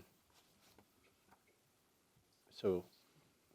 Okay, and that's the one motion. Okay, yes. Supervisor Spear? Aye. Supervisor Mueller? Yes. Supervisor Gaucher? Yes. Supervisor Canepa? Yes. And President Corzo? Yes. Motion passes. Okay, at this time, I'm going to move items 8 through 12. Second. Thank you. I'll take a roll call vote. I'm sorry. When we say we're moving them, does that mean We you're still have moving? to hear public comment. Move approval. 8 We need to have public comment on at least collectively with respect to each of those items. So I think we can take any public comment that might exist for items 8, 9, 10, 11, and 12 at one time, but we still need to take public comment. Okay. So before we do that, just to summarize for the public, items 10, 11, and 12 are Measure K items sponsored by Supervisor Gaucher, and they are generally $40,000 to Community Legal Services East Palo Alto, $30,000 for Casa Círculo Cultural, and $40,000 for Rebuilding Together Peninsula. Did you want to say something, Supervisor? Yeah, if I can just really quickly, I just want to thank you for the consideration. The one for the library is going to help with summer learning challenge for many of our residents in Redwood City. Moving on to Fresh Approach ensures that fresh food vouchers will be given to families who are struggling with food as well. Yes. The next one for Community Legal Service is resources that will go to office offer emergency rental assistance and immigration filing support, as well as displacement help. Casa Circulo, this money will go to add stairs back to their building and improve safety for the students. Right now, the students have only one way in and out of that facility, and this will make that facility a lot safer. And then lastly, for Rebuilding Together, $40,000 to keep seniors housed, as they will improve their home significantly so that they can stay housed. Okay, we can move on to public comment unless any supervisor has a question. Thank you. Public comment. Thank you, Madam Chair. Members of the public, at this time, we're going to take public comment for items 8 through 12, which are the Measure K items by District 4. And I don't have any speaker slips for those particular items from chambers, so we'll take comments now from Zoom. Again, this is for the Measure K district items from District 4, which are items 8 through 12. So please raise your hand to speak on those at this time. We have 3 hands raised. We'll start with Ann Schneider, followed by John Opperman. Ann, please unmute and begin. Thank you. And Supervisor Gauthier, I think these are all great on Measure K. I am having a problem. I couldn't quite understand what Board President Corzo said, but I thought I heard La Quinta. But I'm going to tell you what it feels like as a former elected of a city that was targeted by La Quinta and looking at Measure K funds and how funds are distributed. And generally, I'm a firm believer. My family, we all voted for Measure K. But I'm not sure that the funds come back into at least District 1 on that. Measure K funds were very important to being an end-of-a-line BART station. So when we talk about equity and issues and history, I don't see it there. So I don't want to say that I think what you're doing in your district is great, but I'm concerned.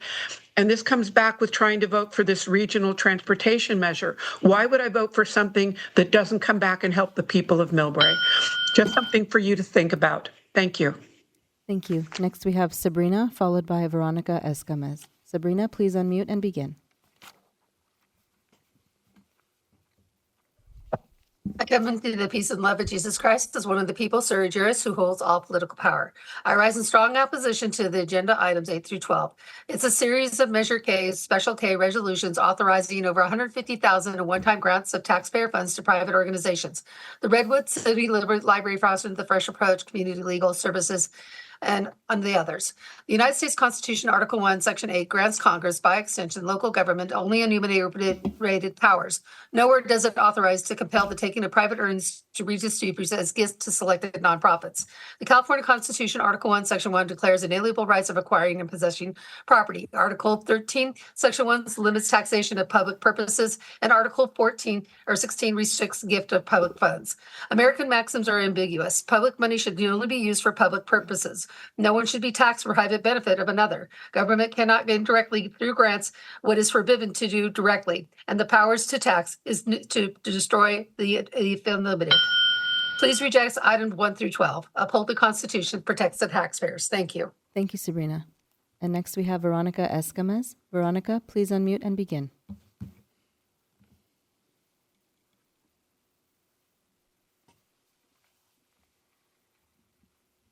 Sorry, I was not able to unmute. I just want to thank Supervisor Gaucher for presenting the Measure K8 for our stairs in the back.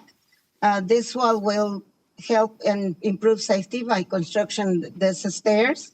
And at the same time, I want to emphasize the importance of continuing work closely to Casa Círculo Cultural and the surrounding community as these projects move forward. Thank you very much for your attention, and I hope you approve our Measure K. Thank you. Thank you. And that concludes public comment, Madam President. Thank you. With that, I believe we have a motion and a second. Yes, we do. We have a motion by Supervisor Mueller, seconded by Supervisor Canepa. And that was to hear the items, but I assume that is also to approve the item. So I will go ahead, unless there's any objection. I'll take a roll call vote.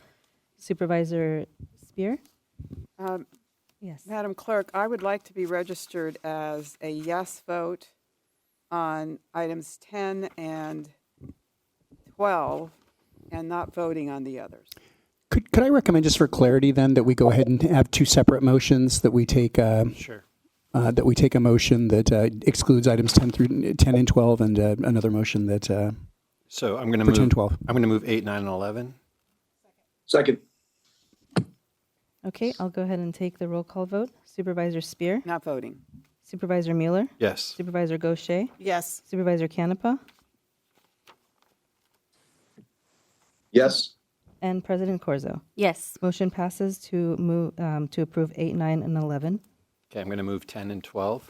Second. Roll call vote. Supervisor Spear, Aye. Supervisor Mueller, Yes. Supervisor Gaucher, Yes. Supervisor Canepa, Yes. and President Corzo. Yes. Motion passes unanimously. Okay. I'm going to Okay. move item 13 at this time. So actually, we have item 6, which is a public hearing for TEFRA, the Tax Equity and Fiscal Responsibility Act. So I Okay, think we if you'd should like to- hear that. So if we can begin with this one, I believe, do we have a staff person? Actually, I think I'm going to go ahead and Okay, handle thank this, you. if that County would be all Attorney right. Niven. Thank you, Madam President. I just wanted to real quickly note that we're here today, for among other reasons, to conduct a public hearing pursuant to the Federal Tax Equity and Fiscal Responsibility Act, commonly referred to as TEFRA. TEFRA requires that a public hearing be held by the governing body of the jurisdiction in which a project to be financed with tax-exempt financing is located, and that the governing body approve the proposed financing. There's an organization called Mercy Housing that's asked the California Municipal Finance Authority, CMFA for short, to be the issuer of tax-exempt financing in an amount not to exceed $11 million of tax-exempt revenue bonds to finance and refinance the acquisition, rehabilitation, development, and equipping of a 42-unit qualified residential rental project currently located at 903 Oceana Boulevard in the city of Pacifica, in the county of San Mateo. CMFA is a joint powers authority formed to assist local governments, nonprofit organizations, and businesses with the issuance of both taxable and tax-exempt debt. The debt to be issued by the CMFA in connection with this item will be the sole responsibility of the borrower, and the county will have no financial or legal obligations or responsibilities regarding the repayment of the debt. All financing documents will carry disclaimers that the loan is not an obligation of the county. The county will also bear no costs in the issuance of the proposed debt. And to be clear, this is a private loan with the borrower and their bank. It's recommended that the Board of Supervisors adopt a resolution that's included in your packet approving the issuance of the bonds by the CMFA for the borrower. Such adoption is solely for the purpose of satisfying the requirements of TEFRA, the Internal Revenue Code, and the California Government Code at Section 6500. So that's the presentation, and respectfully ask for your action on this item or any questions you may have. Thank you. So I would now entertain a motion to open the hearing. I'll move. I'll take a roll call vote. Supervisor Spear, Supervisor Mueller, Yes. Supervisor Gaucher is absent, Supervisor Canepa, and President Corzo. Yes. Public hearing is now open. Thank you. With that, I believe we can open public comment. Thank you, Madam President. I don't have any speaker slips from chambers, so at this time I'll ask those on Zoom to go ahead and raise your hand to comment on item number 6 for the Tax Equity and Fiscal Responsibility Act item. We have one hand raised for Sabrina. Sabrina, please unmute and begin. I come in the peace and love of Jesus Christ as one of the people, Surrey Jurors, who holds all political power. I rise in strong opposition to agenda item number 6, the public hearing and proposed resolution approving up to $1 million in tax-exempt bonds by California Municipal Finance Authority for Mercy Housing, California, is to finance a 42-unit residential rental project in Pacifica. The U.S. Constitution, Article 1, Section 8, limits Congress by extension of public authorities to enumerated powers. Nothing therein authorizes the government to issue tax-exempt bonds that force all taxpayers to subsidize the select private housing developers. The California Constitution, Article 1, Section 1, protects the inalienable right to acquire, possess, and to protect property, while Article 13 guards against the unchecked use of public credit and taxation. American maxims of law are clear. No one may be taxed for the private benefit of another. Public money may not be used for clear public purpose, and the government cannot do directly through debt and subsidies what is forbidden to do directly. This bond issuance compels every San Mateo taxpayer to subsidize private venture, violating fundamental principles of limited government, equal protection, and the property rights. True public benefit does not justify forcing citizens to fund private projects through tax code. Reject this resolution, uphold the constitutions and your oaths, and protect the taxpayers and private property. Thank you. Thank you, Sabrina. No further speakers, Madam President. Thank you with that. And here, questions or comments from the board on this item? Your mic is not on. I move that we close the public hearing. I'll second. I'll take the roll call vote. Supervisor Spear? Aye. Supervisor Mueller? Yes. Supervisor Gaucher? Yes. Supervisor Canepa? And President Corzo? Yes. Motion to close public hearing. Okay, thank you. I'll move the item. Second. Roll call. Supervisor Spear? Aye. Supervisor Mueller? Yes. Supervisor Gaucher? Yes. Supervisor Canepa? And President Corzo? Yes, and to clarify, this is for item 13. Six. Six. Oh, Oh, six. Thank you. Oh, that's right. Okay, 6. Thank you. Motion passes. Okay, moving on to item 13, which is I can. Extra help position for retired Assistant County Executive Ileana Rodriguez. Yeah, I can handle this. Thank you. As you're well aware, the county is in an important fight with the state regarding entitlement to our vehicle license fee funds. Ileana Rodriguez, recently retired Assistant County Executive, has a unique skill set and is critical to helping us fight this battle. And we're asking that the board take the step to approve her hiring for an extra help position in order to work on that project. Thank you. Any questions from the board? Seeing none, we can move to public comment. Thank you, Madam President. I don't have any speaker cards from chambers, so I'll go to those in Zoom. We are on item 13. Please go ahead and raise your hand at this time. Sabrina, please unmute and begin. I come in the peace and love of Jesus Christ as one of the people, Surrey jurists, who hold all political power. I stand in strong opposition to agenda item 13, the resolution approving the hiring of a retired individual in the county of San Mateo, et al. In San Mateo County Superior Court case number, the United States 5th and 14th Amendments forbid government from taking private property, taxpayer dollars, for public use without due process and just compensation. The 10th Amendment reserves to the people all powers not expressly delegated, including the power to control how their money is spent. The California Constitution, Article 1, Section 1, declares that all people have inalienable rights, among them which are property. Article 16 further restricts public expenditures to lawful purposes only. Under the American maxim of law, no person shall be deprived of life, liberty, or property without due process of law, and that government exercise may only use the powers expressly granted by the people. This resolution authorizes unconstitutional expenditures of public funds. Reject item 13, protects the taxpayers' property rights. Uphold your oath to the constitutions. Thank you. Thank you. Madam President, that concludes public comment. Move adoption. Second. Roll call vote. Supervisor Spear? Aye. Supervisor Mueller? Yes. Supervisor Gaucher? Yes. Supervisor Canepa? Aye. And President Corzo? Yes. Motion passes. Thank you. With that, we will move to item 17. All right. I didn't take it off of consent, Madam. I took it off of consent. I would like to vote on this. All right. So I'm happy to express my thoughts here. So I was honestly a little surprised to see this coming. I personally don't support the resolution as written. The resolution summarizes Juan Bautista de Anza's colonialism as interacting with the Ramaytush Ohlone, and I think that calling the expedition an epic journey is not reflective of the genocidal reality of Spanish colonialism, and I will not be supporting the resolution. All right. I'll present it very briefly.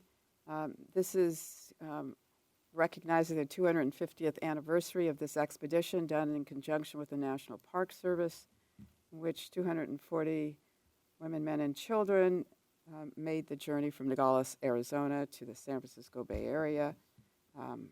The County of San Mateo is acknowledging the trail retracement route in our area, including segments of the Crystal Springs Trail and the auto tour route. Supervisor Mueller? So an attempt to see if I can get everyone on board.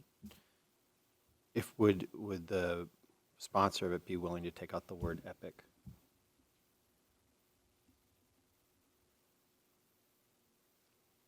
I'd be happy to accept that as a amendment. The rest of it just appears to be factual. Epic was the only word that was an adjective used in the resolution.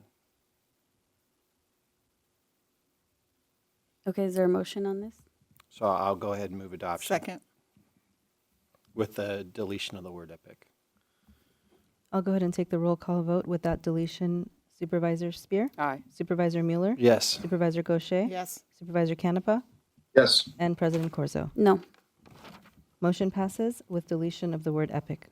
Thank you. I believe this concludes our public session, and we'll now be moving to closed session. And we will be reporting out afterwards, I believe. Yes, Madam President, we may have an item to report out. Thank you. Thank you. The time is now 1:50 p.m. and the board is adjourned to a closed session.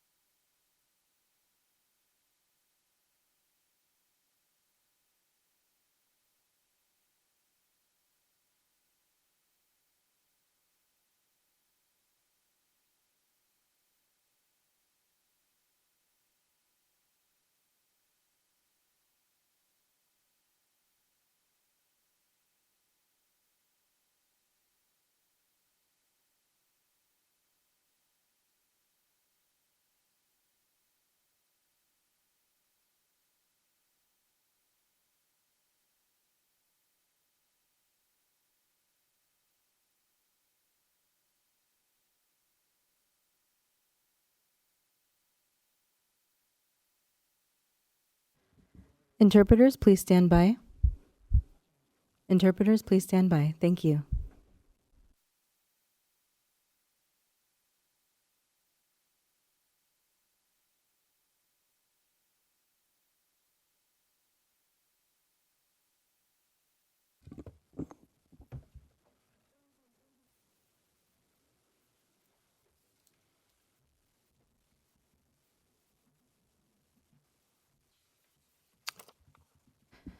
Okay, Madam President, we can start in about 30 seconds.